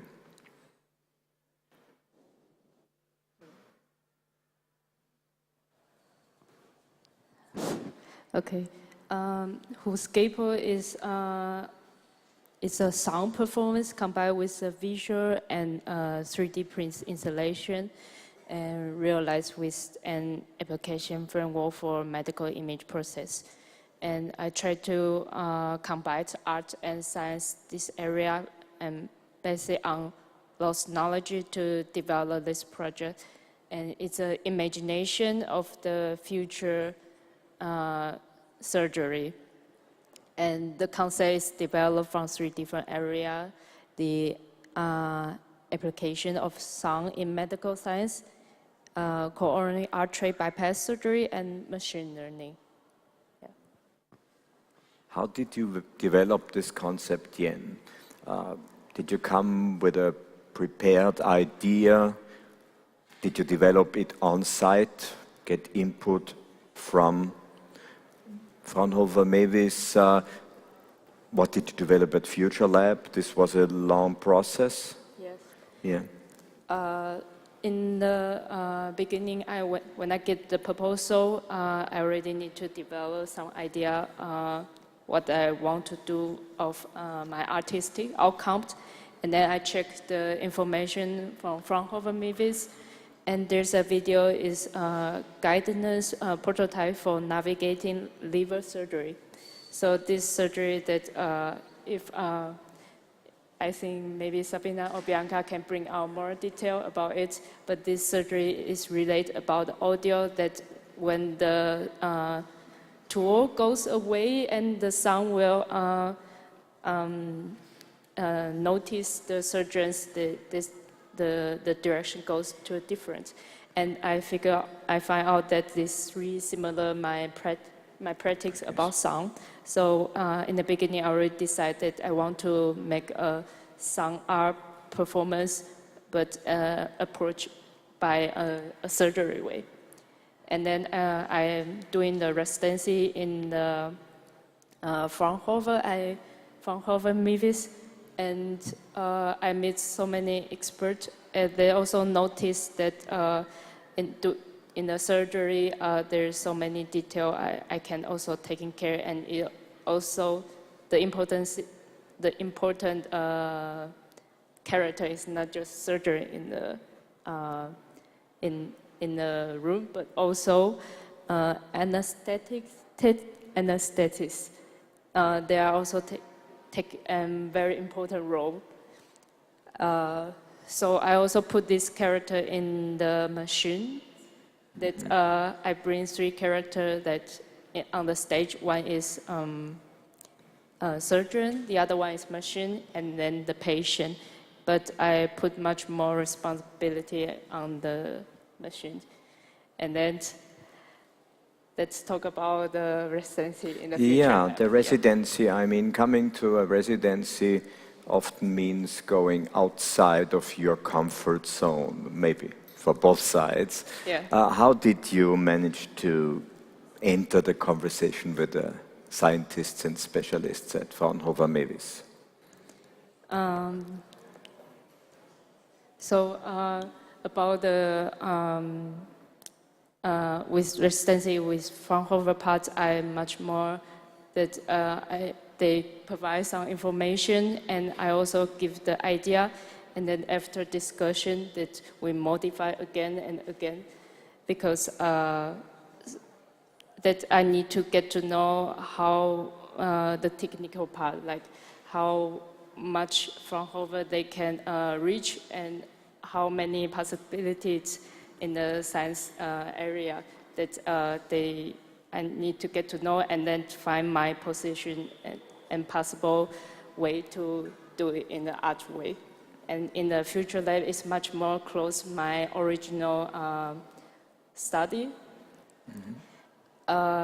But 3D printing is still pretty new for me. That I mean, this technology I already knew that, but to really close to work on it and find the correct material for the heart model is really professional things. And the Future Lab gave me many suggestions, and we discuss again and again that that's pretty. It takes some months already to do. Yeah, yeah. And you really put your own heart into it. Yes, in exactly. many meanings of the word. Yeah, yeah, wonderful. We've taken a long way from the beginnings with CERN, the smallest particles our world consists of, to the farthest galaxies in space, and in a long curve to the human body and questions of health or disease, matters of life and death, ultimately. So, are there any burning questions towards the ladies from Fraunhofer, Mewis or Yen? I see a raised hand. The microphone will be coming to you shortly.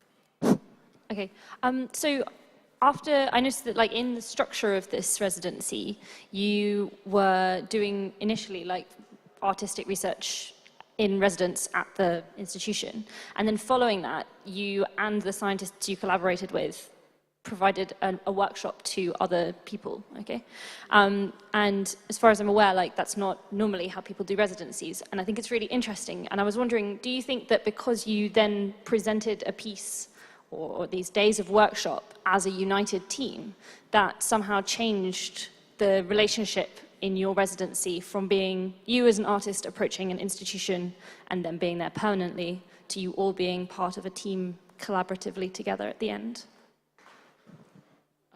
To both of you, all three of you. Maybe Sabrina.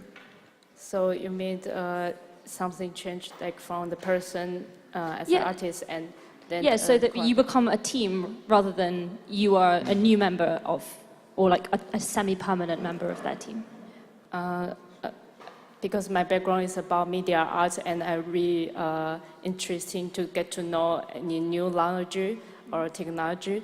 So basically, it just because I get more support from technical part and more information about scientist part. And yes, it's something changed, but it's because more supporting from the knowledge. That's from my part. Thank you. And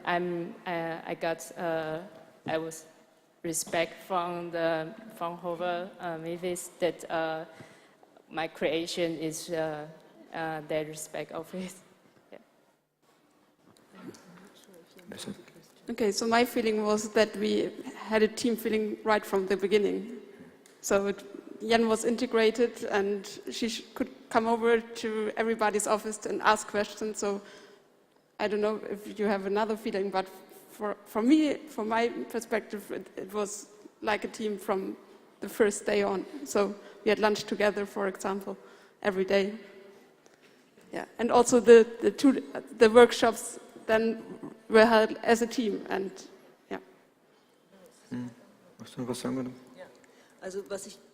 what's interesting is that Yen mentioned in an interview that the roles of giver and taker became fluent through the Pupils workshop, and I think in this direction your question, okay. This is, yeah, basically the best how it could be. We will have a very short break of like 5 minutes now because we're running behind schedule, or we continue immediately. Okay, good. We press on. I thank the ladies from Fraunhofer Mewis and Yen Su Chang for joining, and we immediately switch. Thank you for joining us to the next session, which is about the cultural and curatorial aspects of the entire endeavor. I cordially ask Ashlyn Murray and Antoine Conjard and Marie Perrier to join me on stage.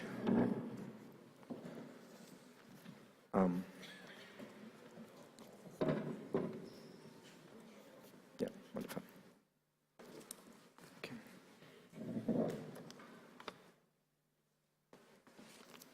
Okay, I have more microphones here. Wonderful. Okay.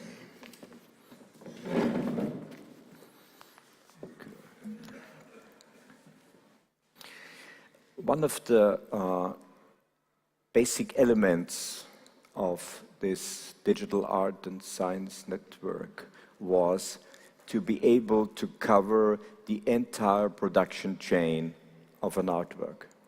From the very inception, the inspiration, the idea, the gems of the idea, to the conceptualizing, to the research, to the realization and also engineering of a piece, and to the presentation and critical reflection. In order to be able to do this fully and actually, as previously mentioned, a number of cultural partners were drawn into that network, who brought themselves a long-standing expertise in work with art and science, in work with informing, I even dare say educating audiences. Aislinn, Science Gallery at Trinity College Dublin, your institution. One of the special aspects of that institution is about communication and education. Science Gallery is a small, young, it's our 10th birthday in February, space that brings together art and science. We have 4 exhibitions a year. We have no permanent collection, so it's all temporary, all done through an open call process. And our target age group are 15 to 25-year-olds. So why 15 to 25-year-olds? Because it's at that age that you see attendance to cultural events start to drop off. It's also when you see the interest in both arts and in science start to drop off. So, because before that, people we brought through school tours or by their parents, and then you see as people get into their early 30s, late 30s, they start to bring their own children again. So in targeting 15 to 25-year-olds, I suppose it's both the science communication aspect and then also public outreach programs working with within the university and then also with secondary schools. Your part, the experience of your part in that network, how was that? You presented certain pieces, you had the dialogue with the artists involved. Yeah, so we had When did you step into that process?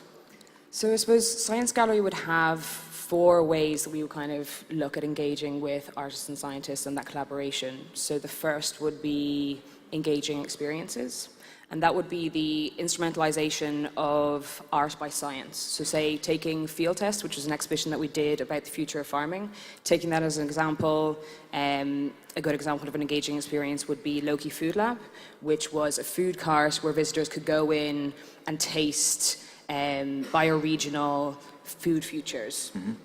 Then the second type would be new tools, which would be the instrumentalization of science by art. So again, in Field Test, then we had a piece by Philip Ross called Microtexture, which was using living fungus to create these bricks.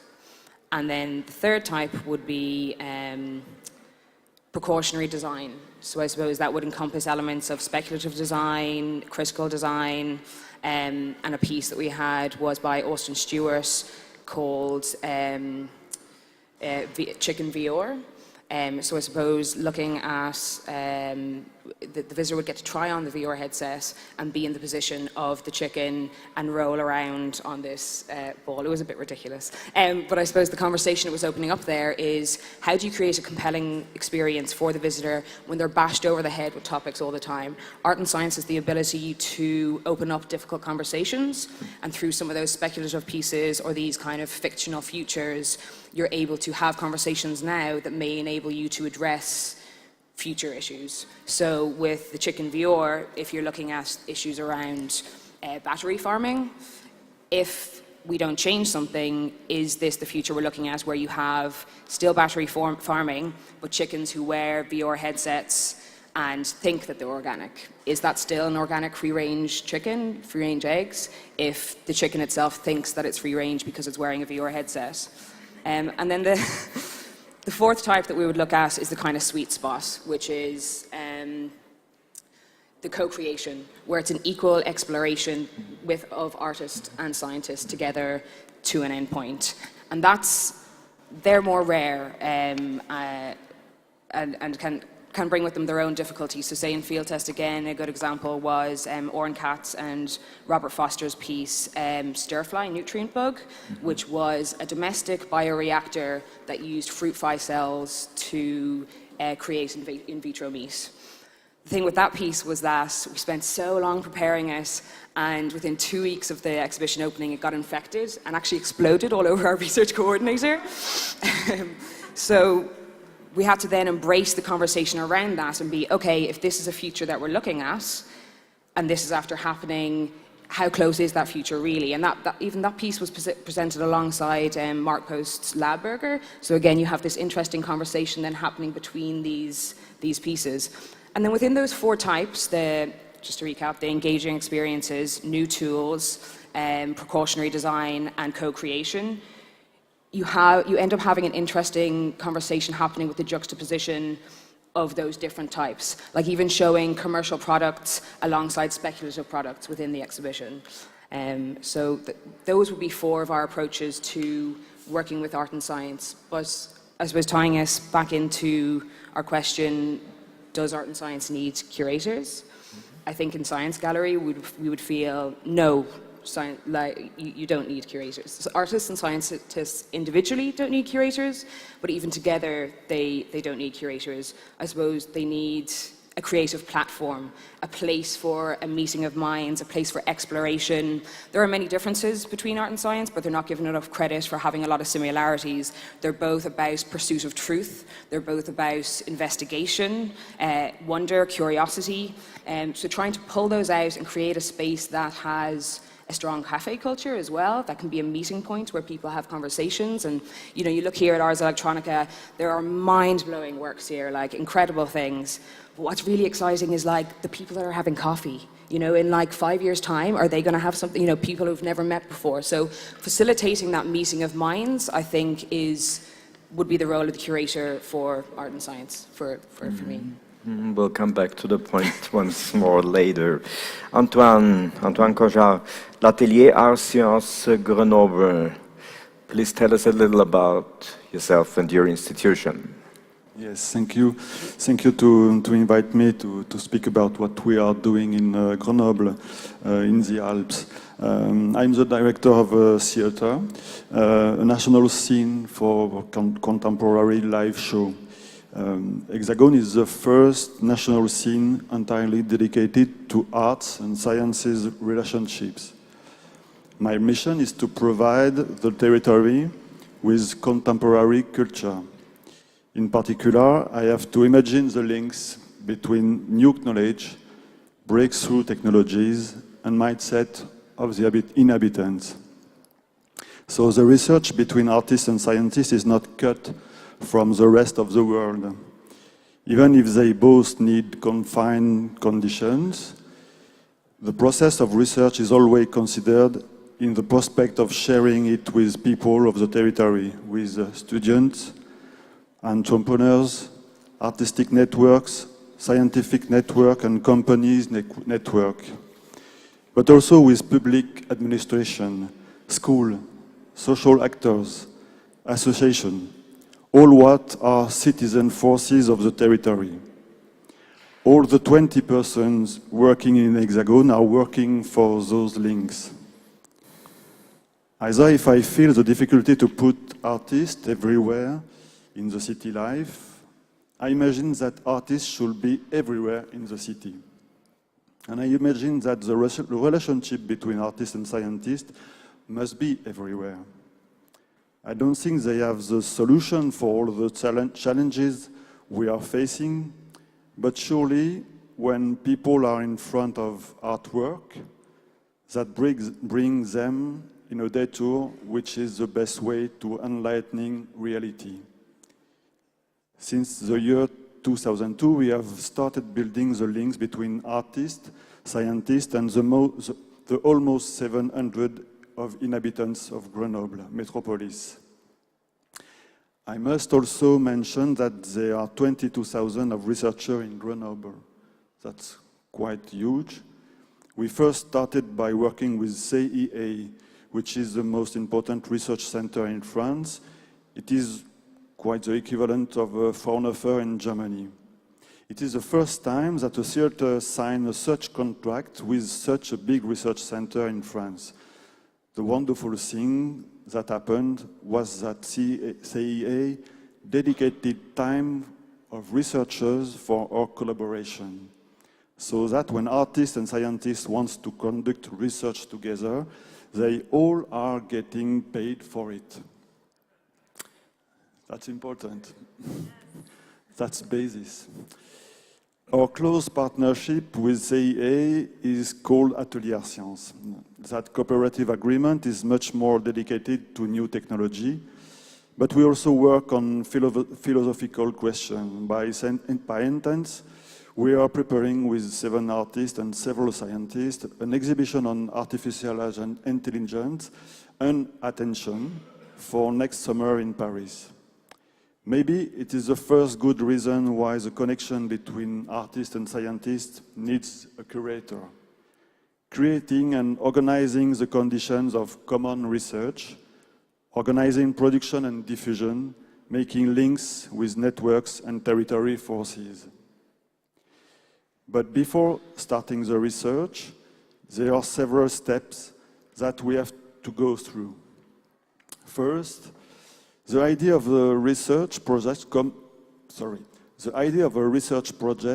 comes from all parts, artists, scientists, and laboratory, hexagon, and also from companies.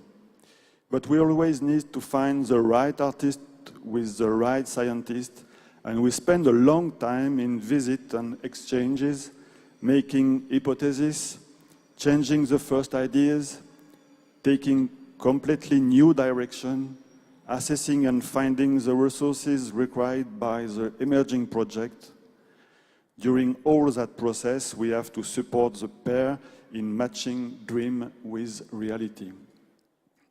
During all that process, but also during the research process itself, we work on the technical matters and all the enabling conditions.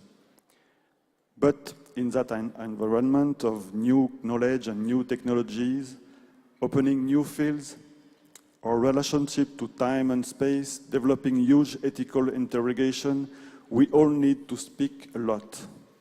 Finding conceptual resources by philosophers, political and humanities researchers, and by all the human sciences.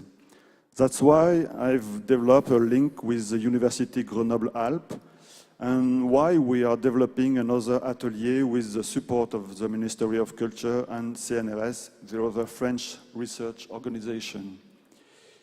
We are building a more culturally centered approach with researchers in literature, in living art, but even in this case, we still have to deal with technological issues.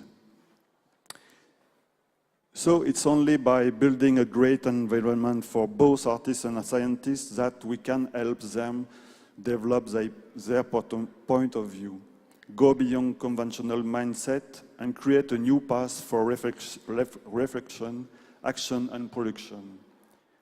After, they are doing their artwork and their scientific researches on their own. For now. Thank you, Anton. Mm-hmm. Thank you. Let's look a little closer at the format of the residency that has been our topic this afternoon, and the core format used in that network we were discussing here.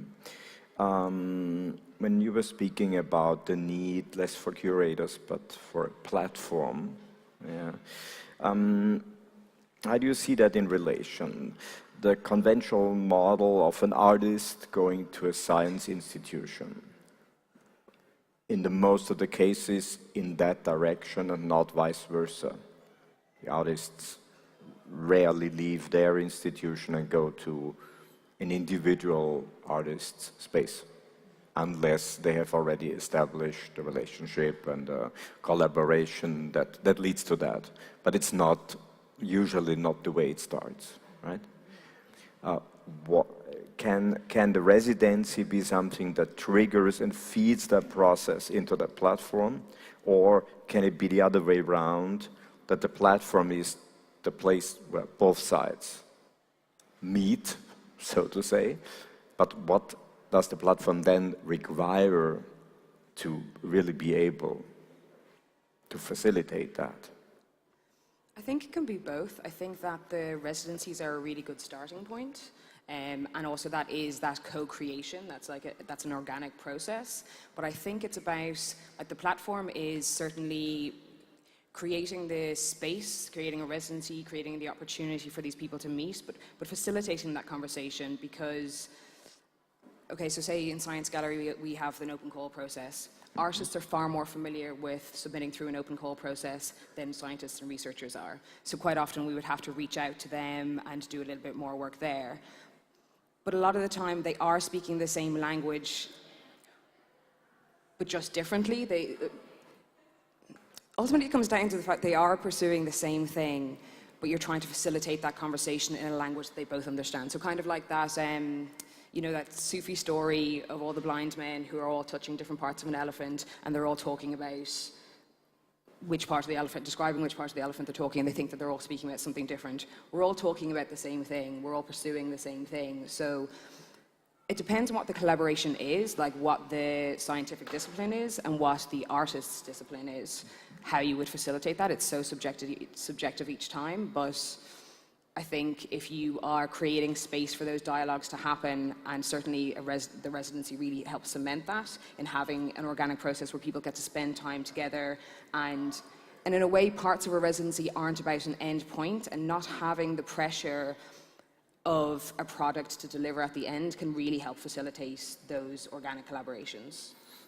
That's an important point that came up also in the work of this European network. The people from CERN put it, I think, best to the point when they said that from the very beginning they said they would not expect a result in the form of a finished art piece or whatever, performance or whatever, yeah.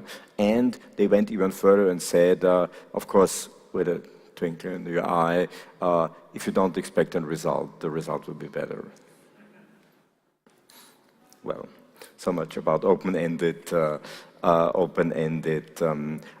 processes. Antoine, what do you think the role, the format residency, yeah, artist coming as a resident to a science research institution, how important is that format also in relation to your work? It's all time different. We invent what's going to happen with the artist and with the scientist, and it is the object of the project of Together that will make the method. The method is not done at the beginning. It will come. So it's difficult to speak about that to the politician or to the European Commission, because they always want to have a surely process, and our process is not defined. It will be defined, but it doesn't exist. Yeah, of course. The factor of time, yeah, also comes up in this context. You know, we have this metaphor of flyby or rendezvous from this world of space travel and missions. Going beyond that, we learned that there seems to be a kind of average minimum time of a couple of weeks, yeah, before it gets really into a conversation and not just a sliding on the surface, so to say. And then there's not a maximum duration, but a certain point where I think Michael Dosa of CERN said that where the artists would want to become scientists, and then we have to stop. Of course, speaking seriously, there's realistic constraints in the time schedules of artists, and those of institutions as well, and there's financial constraints. You can't let this go on forever, even if the participants hoped for or wished for. But there's different strategies on repetitive encounters that allow for times to work on things, to digest things, to come back, to create larger feedback loops, so to say, as part of that co-creation, as you coined it. What did you find about the factor of time? How can you handle that? Because we're living in such an event-driven culture where you do one thing, present it, and then it's off. Yeah. But the reality of that is a long-term thing, isn't it? I think coming back to the point of it being about conversation and about building those relationships that allows for collaboration to be quietly simmering in the background. But the fact that we open on an open call basis, our open calls are always 6 months out from the exhibition, so we are on incredibly tight timelines all the time. No permanent collection, all temporary, so everything's comes in and then everything's torn out. So we've never had a residency program, but we hope that through the kind of events that we would do and the exhibitions that you have these meeting of minds where something might come out of us. Now, I've lost my train of thought. Sorry. No problem. But the factor of time, Antoine, let's ask Antoine, how do you deal with that? I mean, you have the scientists around in Grenoble. They're not just visiting, they're living and working there. And you work with artists. How do you handle the factor of time? Tomorrow morning, I will welcome an artist working on the spirit of the Bible and what the imagination the Bible put in our mind, in our deep mind. And I will start a connection with a scientist which is working on imaginary. And I think I cannot know how long it's going to take. Maybe in 2 years we will be continuing to work together. We are not working every day together. That's I think we need times to change our mind, to make links, to write, to speak, to make something, to stop, to go on. So it's a respiration that we have to find together. There is one thing is difficult, but sometimes it's give more activity. It's when we have a biennale or when we have a show and it's written on the program, so we know that we have to be good at that time. So there is an acceleration at that time, but it's not the only way we want to work between artists and scientists, and it's why we have Imagine Experimenta, the saloon, and it's why we show what we are doing with the public, the audience. But sometimes it's not finished, so they know that it's not finished. Mm-hmm. That's a really good point just about it not being finished, because similarly in Science Gallery, when we put out the exhibitions, we don't see them as being finished products. They're constantly evolving. Like, so even that Oren Katz piece where when it exploded, we added video documentation where we interviewed the artists and we interviewed our research coordinators so that we could capture the kind of new element of conversation around that piece.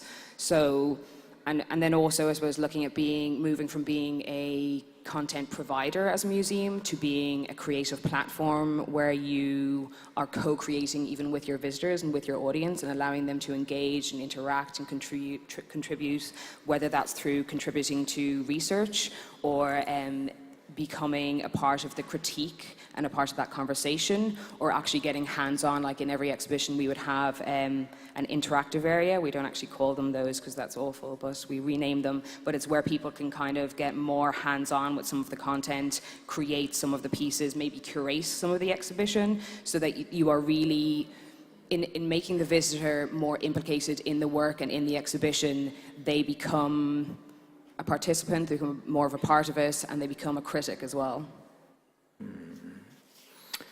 Well, speaking of coming to an end, we will have to end this middle session now. Are there burning questions towards my guests of this round? I have to just take the 360-degree look. You want to say something? Okay, final word for Antoine. I profit of if there is no question. Now there's a...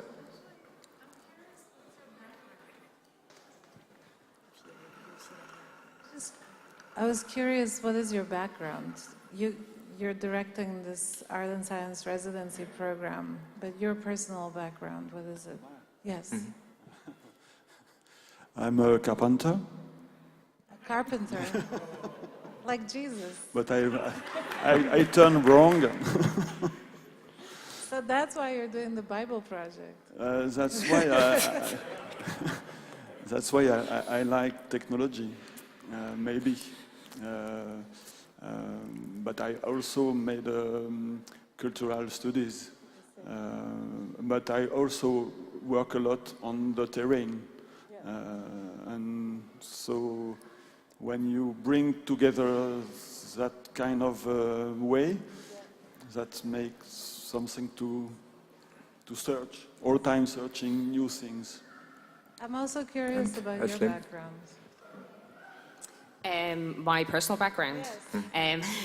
I was a theatre producer, so I would have worked in theatre, spoken word and dance. And then I started in Science Gallery, and I suppose that's kind of what I bring to the role in Science Gallery as well, because we would try and create exhibitions that are much more immersive and may have more in common with the transformative experience of going to a theatrical production. But also, I suppose, in not having a science background, we kind of say Science Gallery aren't experts in anything, we're just good at creating compelling experiences. And so we rely on third parties bringing in curators or researchers who are experts in their field. And so I would kind of bring the visitor perspective of making the pieces accessible. Mm-hmm. She's working with Antoine. I'm still curious for the background, because I think all of us bring something with our background. I have a bit different background. I'm coming from a business school, but from the beginning of my professional career, I started working in music for a music ensemble on a European project, and then I decided to join the Art and Science platform. I'm sorry, now I guess you get the last word. I was just curious, sorry. No, I just wanted to say that it is quite easy to find money for artistic project, but everyone wants to finance artists, but it's more difficult to find money to finance the structure of the creator. The creator alone cannot do nothing.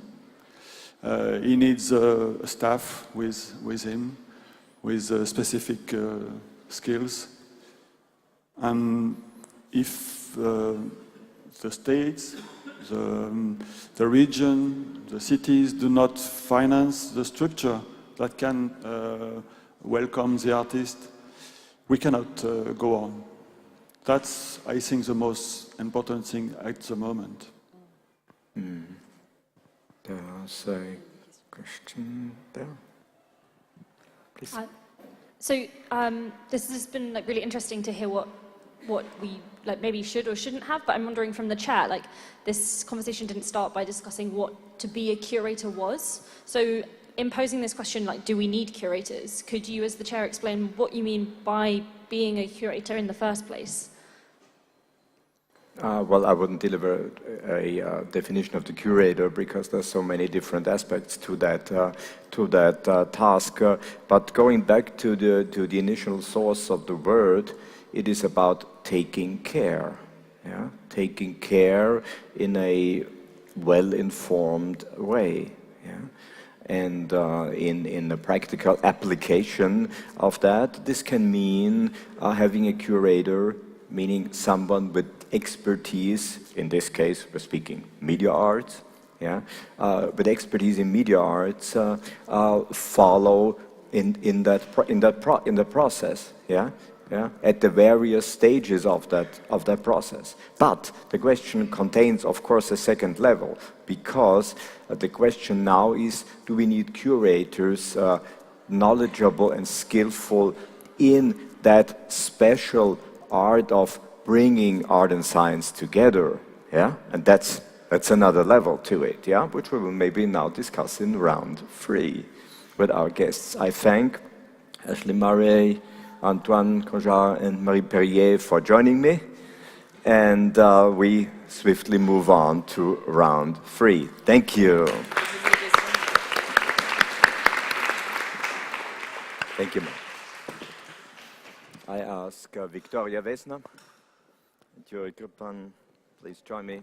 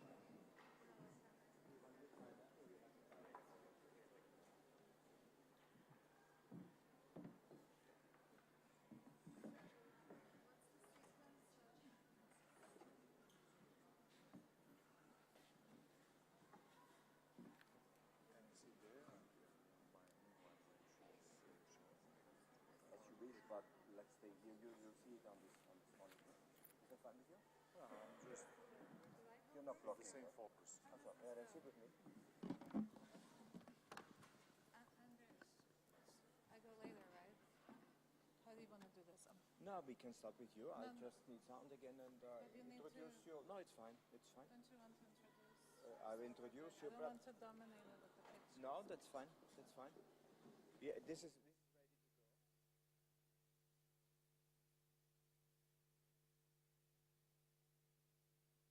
Here's a microphone for you.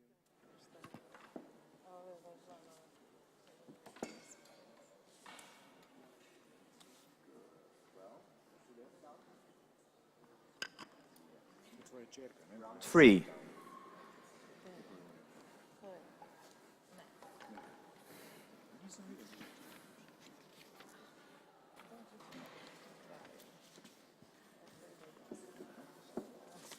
Okay, let me welcome my 2 guests. Victoria Wesner, both herself an artist as well as an academic teacher, professor at UCLA in California, director of the UCLA Art Sci Center. She'll be telling you something about a couple of minutes later. And Juri Kruppan from Slovenia, founder and director of Kapelica Gallery since 1995. 22 years, Juri. Yeah. We're really looking here back on a much longer development in the encounters of art and science, much further back than this residency program, which brings us to this stage today, is going. And there's, experiences from all this flowing into that. Both of you were involved with Ars Electronica in different capacities, and especially with this European Digital Art and Science Network on the juries and the selection processes that we haven't touched upon so far in this afternoon, because we were concentrating more on the result and process side, but they are a crucial thing. Yeah, you can have open processes, you can have curated processes. Here, in this case, Ars Electronica, based on the long experience with the pre-Ars Electronica, used the instrument of a jury sitting with experts from art, media arts, from Future Lab, and from the receiving institutions, of course. Yeah, different setup than several other juries might have been. What do you think about the selection process? In an art jury, you look for artistic excellence, consistency, aspects along those lines. Not so exactly in an art and science jury when you select people to go to ESA, ESO, CERN, Fraunhofer. How's that, Victoria? Well, I think I'll just go back to one of the comments earlier where I'm not sure who exactly said this. We have artists going into science labs, why don't we have scientists in the art labs? This is actually not possible because scientists have to do long-term and really intense research, and saying also that we do the same work is not really true. I mean, it's true that we all come and we go from the same source of inspiration. Yes, that's true for all of us. But then when it comes to methodologies and budgets, we come to a very different place. So what really becomes interesting is this edge where we are in a kind of a paradigm shift, because the methodologies and sciences have reached the limit, especially with the new sciences when you're looking at biotech, nanotech, and neuroscientists. And at this point, the scientists actually like engaging artists, and artists, of course, benefit from that because this is the world we live in. It's really driven by science. So in a way, it's contemporary art. It really is contemporary art. It's not recognized as such by traditional established 20th century institutions, but we're still in the first 17 years, so we're kind of in the 1917 era, right?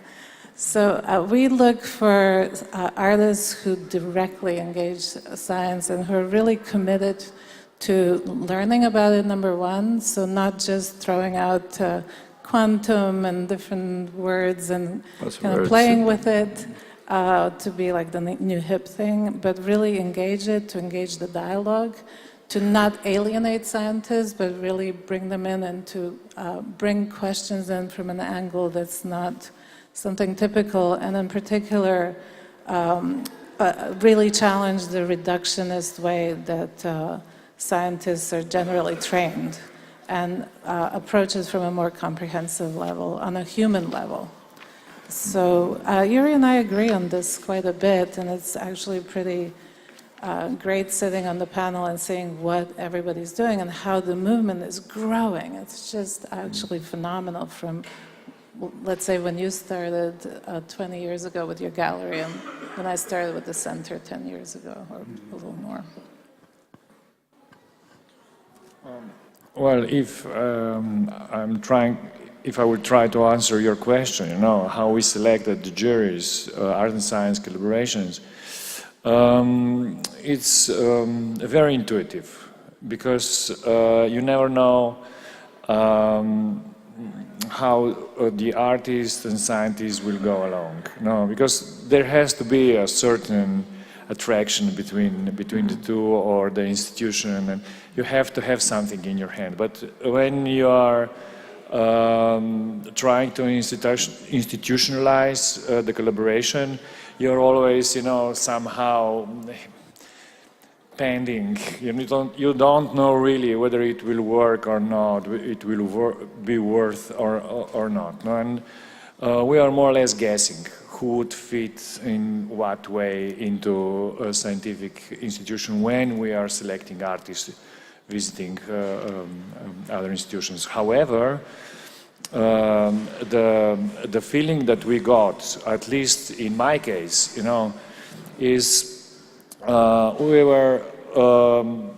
are having like 22 years of frustration behind us, you know, in trying to establish a fruitful collaboration with institutions, and it is not working. With us, it's not working. I don't know why. But then, why in a sudden we understood, you know, that we need to show our ambition. So first we set a lab. Said, okay, you don't want to open your doors, we'll make our own lab. No? I said, okay, do it. No? But then we start to do very interesting projects. So younger scientists, you know, start to raise the eyebrow and said, oh, interesting, let's go and see.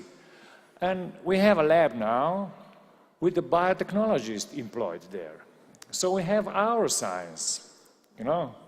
And there is completely different tactical attitude when we are approaching an institution, you know, with our biotechnologist. Then we have a person who is speaking the language, you know, because there are so many prejudices, you know. I'm raising the telephone, okay, to set a meeting, and they expect that a curator with a painter will come, you know, and that we will make their corridors more beautiful, and so. Or our main scientific institution has a long-term director, like since ever, who is in spare time a painter, you know. And once I was invited there to make a talk, to do a talk on their annual gathering, which was named Art and Science New Renaissance. And when I saw Stellark, Marcelli, Elsner, all those guys in robotics, exoskeletons, you know, the robots we are doing, biotechnology, they were so upset, you know, they didn't invited me on the final panel. I was sitting in the first row, you know, it was a scandal. Since then, and this is almost 10 years, you know, I'm not allowed to enter the place. So, you know, this is about tactics and about feeling. Not all doors are open, and the intuition you mentioned, Yuri, of course, as we know, feeds from experience, from things we know. Let's, like in the movies, now go a little bit back in history and follow the path shortly, how we arrived here. And I would like to ask Victoria Vesna to give us a brief account of the path that sort of led her here, and the very interesting story of the Art and Science Center she's been founding and leading.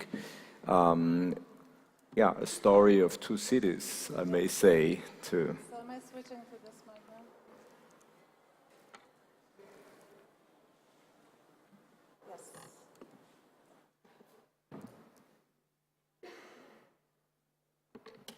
Yes.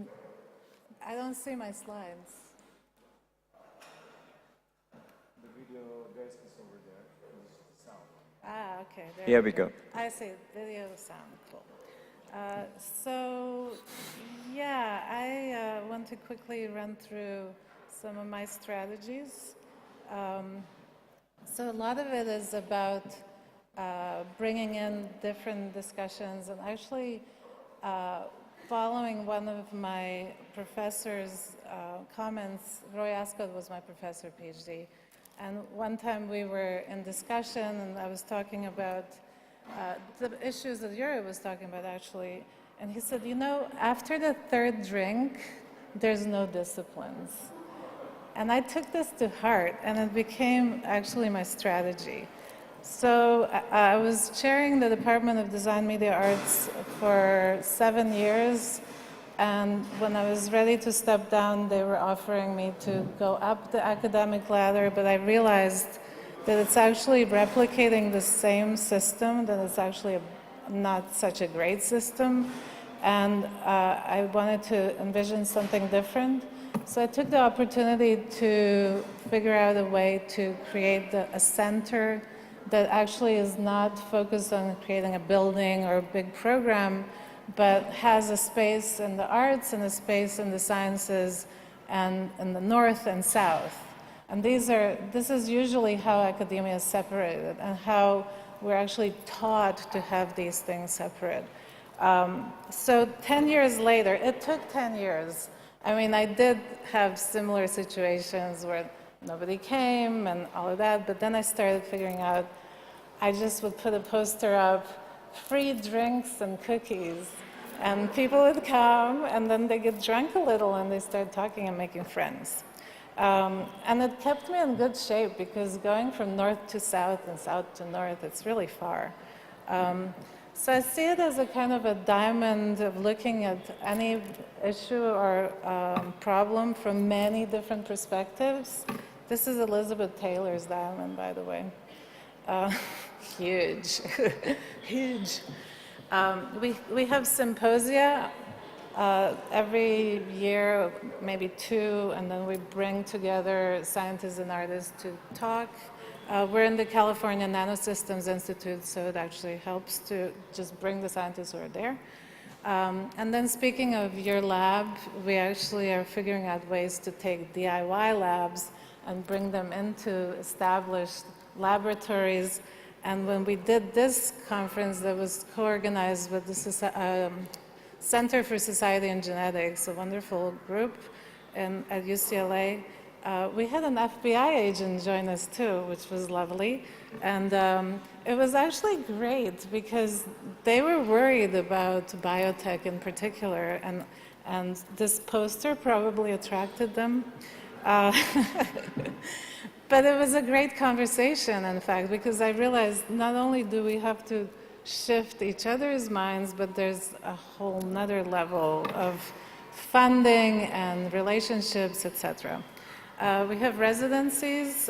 Kathy High I'm just holding one, but we have a lot of residents, and they usually come to us through their sabbaticals, or they happen to be around, so it's very informal. Workshops all the time, and a lot of them are proposed by faculty or students or somebody who happens to connect to us. This was a fun one. And then something happened about 7-8 years into doing this repeatedly and also teaching a class. An undergraduate society student group self-organized, because there's not enough classes, there's not enough events, there's nothing really that keeps the thing going. So they started saying, well, we can't meet just once a month, and then they started doing their own thing, which really, really helped.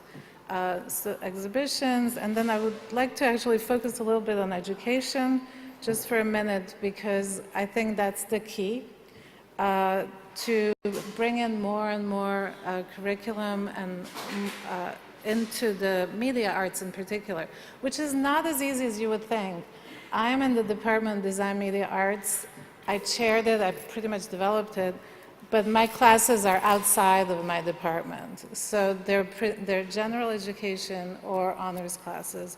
It's very hard to enter into the established curriculum. I think it's key. And I also think it's key to start early. So now we have done this for 10 years, where we bring in high school students who are interested to go into sciences. So we create this lab that's fantastic, where we have our graduate students teaching them, all faculty, high-end scientists come and talk to them. We take them out to the Getty, for instance, to show them, hey, at the Getty, there's not only all this art, but on the 12th floor, there's 11 scientists working full-time. We pull them into the clean room to show them how stuff is done there. The last time we did it a month ago, we had 3/4 were girls who were really into science, which was really cool. And I asked them, why do you want to go to sciences? I can't really draw. I said, who told you that? How can anybody tell you that? Well, I don't think I'm really talented. Are you, what? And then I said, why are you going into the arts? Oh, because I can't really do math, or I have a really bad science teacher. So I really think it's so much about education early and then to continue, because the whole idea of separation of art and science is actually false. It's an absolutely false premise, and it's a new thing. It's new in the sense of a trajectory of education, starting with kind of the industrial age and the segregation of everything. This is a lab we enter. I have my students publish their own findings, because a lot of my students are from biology, and so I tell them that they should do their own thing. We take them out to, this time was the LA River, so we also want to show if you're doing nanotech, it's not in the lab necessarily, it's everywhere. So here we were exploring plastic molecules in water. And then I'll just give you, I don't know why this is doubling, but it's kind of cool, whatever. It's very strange, I have the small and the big one. These are the students who signed up for my classes. I mean, this is one class. And so I have them do blogs about a particular topic that I'm covering, and I tell them, you blog from your perspective. And so they're ending up reading from all these different perspectives from their peers about whatever I taught that was pretty small. So I'm very excited about that. I love learning from them as well. And then we have these Leonardo Art Science Evening rendezvous, which whoever is in academia, I really recommend highly that you start having these evenings, because they're actually really help. They're social events. It's hosted by Leonardo. That's obviously, you would know the journal from MIT Press.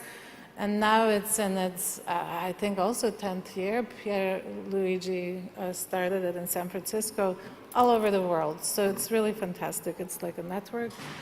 And then just one quick thing to end with. Again, a double picture.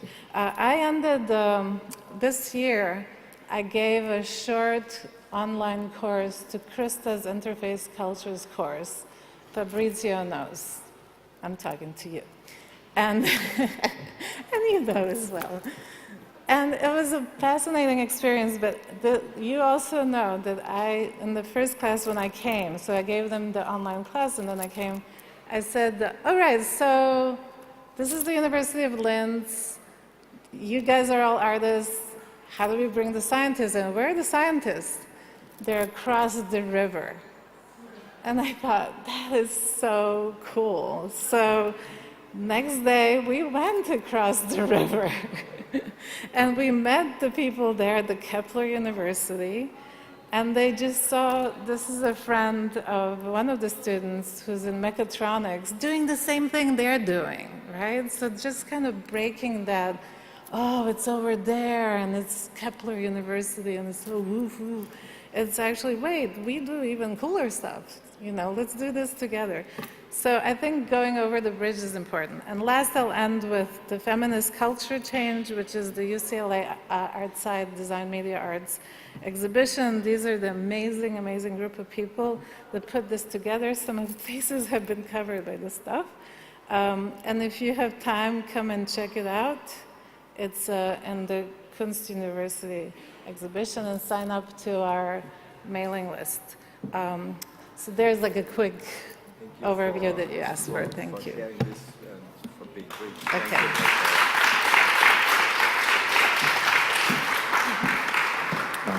We've lost the microphone for you, huh? Oh, sorry. Yuri, the story of Kapelica Gallery, how many bridges did you cross? Many.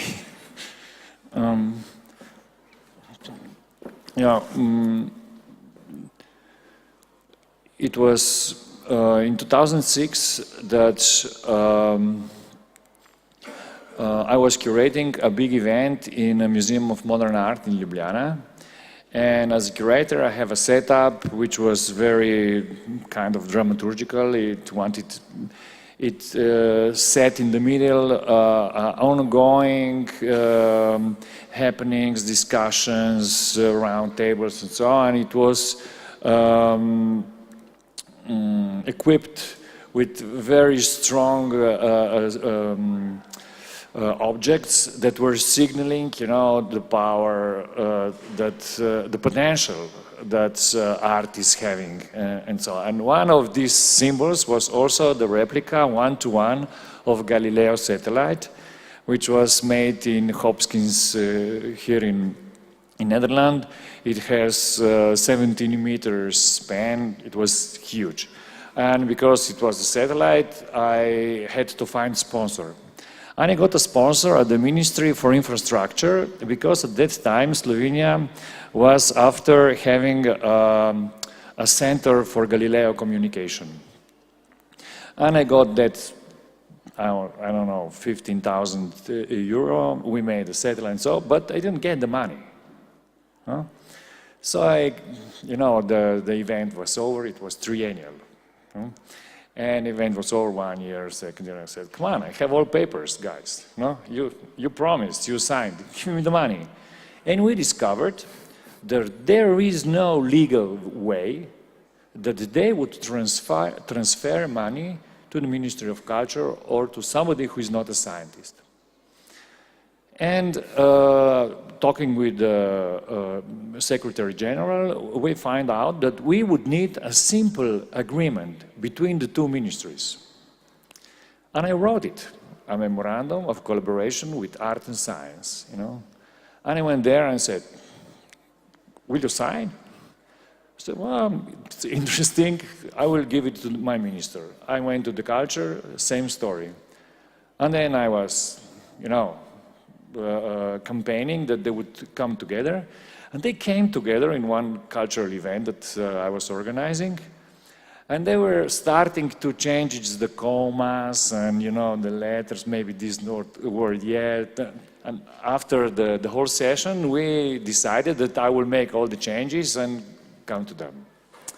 What never happened? Well, I made the changes, but they didn't react it. At the end, they bought a satellite from us. So there is no way they would collaborate on a higher level. So the bridge is still to be built. Because you go, we started a collaboration with artists who knows somebody, you know, a scientist. And if we are ambitious, a scientist has to ask his mentor.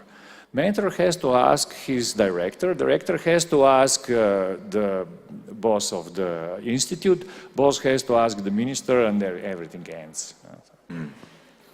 So much for structural constraints.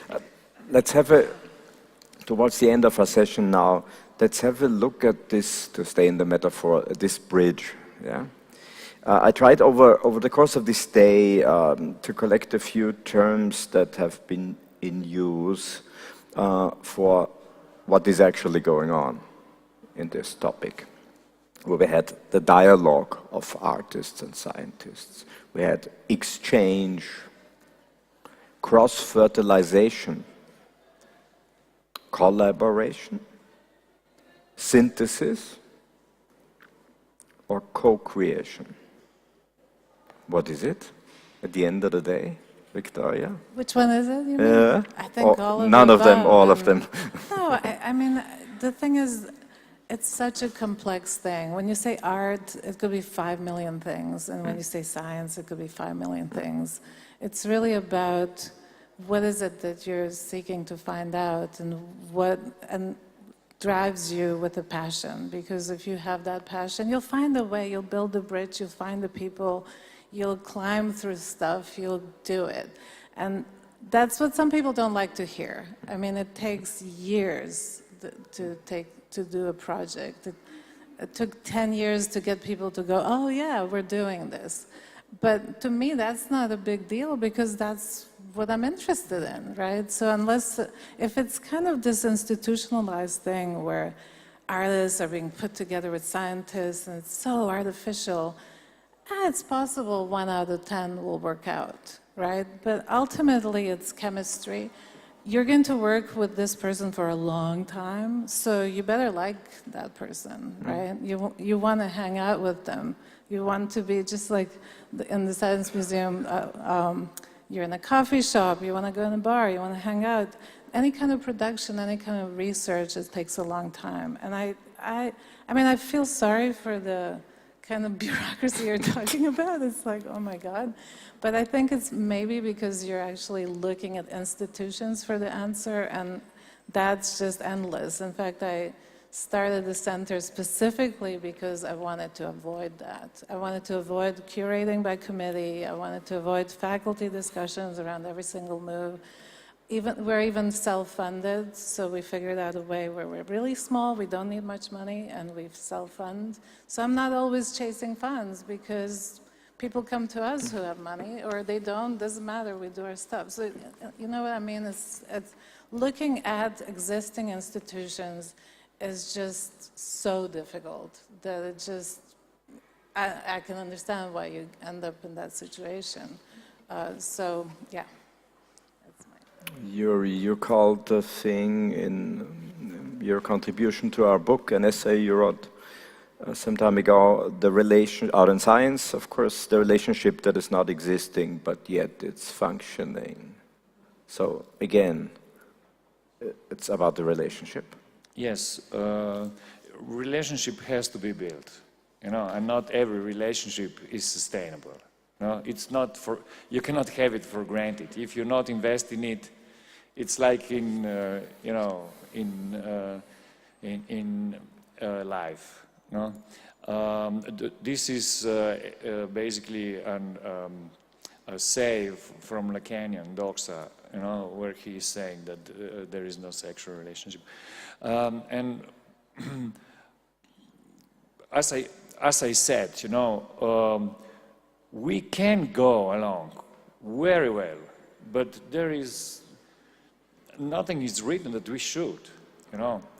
And my experiences are that when the scientists start to frequent our place and mingle with artists, you know, the relationships are somehow more fruitful. You know? I was also using your kind of axioma that you were saying last year or 2 years ago, that the scientists who collaborate with artists innovate more. Yeah. No? Yeah. And this is a good starting point always, you know, when you enter the room. However, every relationship has to be constructed, you know. And my wish that we would have not only political, because politically it's everywhere, you know, STEAM, STARTS, art and science, you can get even funding and so on, no? But the environment inside the scientific community is so violent, you know, that sometimes scientists doesn't want to be mentioned, you know, because their colleagues are thinking that this is not serious, you know? And we have several occasions, you know, that they self-censor themselves out of the projects. Because when we are speaking about collaborations, they are co-authors, you know. Of course, yeah. The artistic production is not anymore about, you know, me. You know, they are working in consortia and, you know, they share the authorship, you know. And I'm really hurt when I see the situations like that. Yeah. Yeah. I think that's a lot of conservative scientists. You gotta find the wild guys. They were useful. Girls, females, males, whatever you want to call it. Changing mindsets, yeah. Yeah, I know. I mean, a lot of the really good scientists, young or old, are just like artists. They're pretty wild. So it's just finding them. I think if you go into the whole situation where their separation is there, it creates that kind of dichotomy, and it takes time. I said this before, so eventually it gets to the point where they actually celebrate working with an artist, and it becomes, I mean, really just to say this, talking about the bridge, it's about changing minds to the point where it's not art or science in its definition, but it's something different that just kind of wraps people's heads in a completely different consciousness. And if it gets to that point, then it doesn't matter. It's not about that. And I've seen that so many times. And I've seen situations where we walk in and it starts that way. We walk in and all they talk about is, oh, we can illustrate this for you. And my students are like, we don't want to do this. No, we start here. But slowly we'll talk and we'll discuss and we'll continue, but it doesn't happen overnight.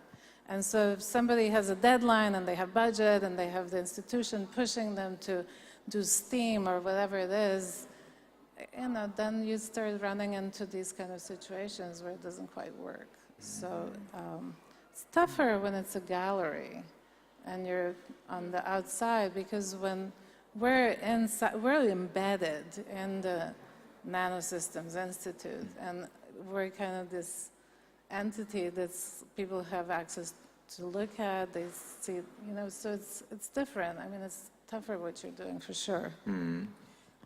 This is also why we are having educational programs, and we are working with kids. Like our gallery is 22 years, last 10 years went just like that. No?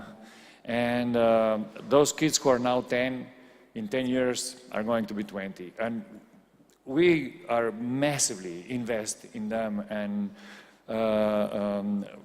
not transdisciplinary, non-disciplinary. No? This is one thing. But if I'm coming one step back, speaking about the discourse between the institutions, artistic and scientific institutions, is one thing. No? But when I said that the scientific environment is violent, no, it's not only scientific environment, it's also the traditional culture is as violent as there. And we have two cases, like ongoing cases, of two artists who are having degrees in art and in science. One is holding a PhD in biochemistry, one is a PhD in biology, you know. And working with them, I can feel, you know, in discussion, in their making, you know, this bias, that is, this dichotomy between the two. It's a fight. Mm. Mm. I think this kind of brings us back in a long curve to where the entire story started, in a way, with those hybrid figures in the history of human knowledge and art. People like Leonardo da Vinci, engineer and artist, Johannes Kepler, yeah, also one of those hybrid figures. I would expect more of those hybrid personalities emerging in the future. Yeah. Yes, please. No, it's not impossible. If you go to just Olivia Osborne is a nanotoxicologist, an artist, an awesome woman, and she's in the feminist climate change show. Rita Blake is PhD in molecular biology. She's doing art, she's doing science, she's both, right? Christina Agapakis, amazing biotech, doing all kinds of art collaborations. Now she's working in a biotech company in Boston. I mean, these are successful women scientists doing art and science, and I could keep going. And I have to tell you, the kids that we taught 10 years ago, we started tracking where are they now. One of them is working in SpaceX, one that has their own company. We checked them out, and it's like totally not art and art science. It's like it's contemporary art. Yes. Yeah, so I feel like, why is it impossible? It's not impossible. It is happening. It actually is happening. It's really about recognizing artists. By the way, I should just say that science is a new word, starting somewhere 1800 and something. Natural philosophy. Exactly. So what you were talking about, Leonardo da Vinci, etc., there was no separation before. I mean, when you just worked with the contemporary knowledge, right? So the contemporary knowledge was particular in technology and science, and you were creating with it, pushing the edge.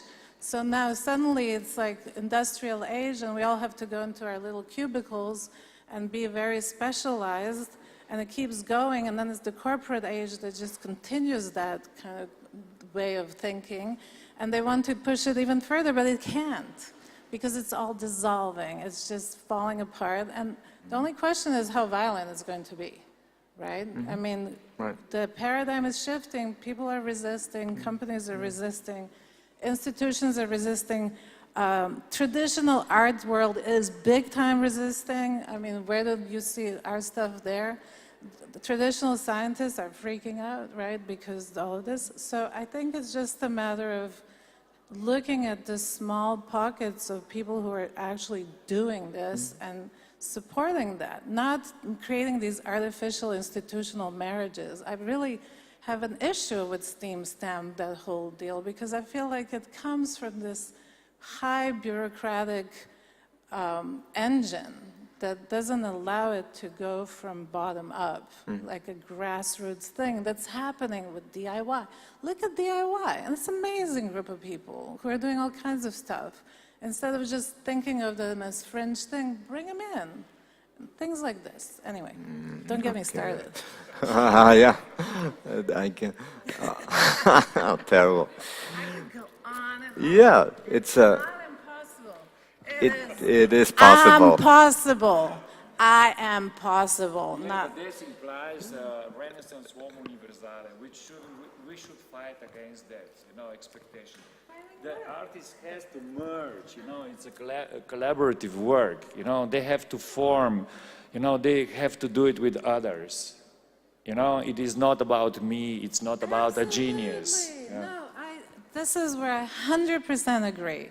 I think it's collaborative work, and this is the age of me, and I'm the artist, and that's We're not out. going back to the single genius That in his is- studio that or is laboratory. not happening. It's That's not the point. absolutely We about agree. collective work. We can totally agree about with that. Yes. We found something we could agree upon. Yeah. Yeah. Well, thank you. Thank you, my guests, Victoria Wesner, Joika Pan. Thank you for staying with us for the whole show. Thank you to the team of Ars Electronica, technicians, curatorial team, organizational team, and the translators who went with us all that way. Thank you. Have a nice evening. So why don't you mention the book? I did in the beginning.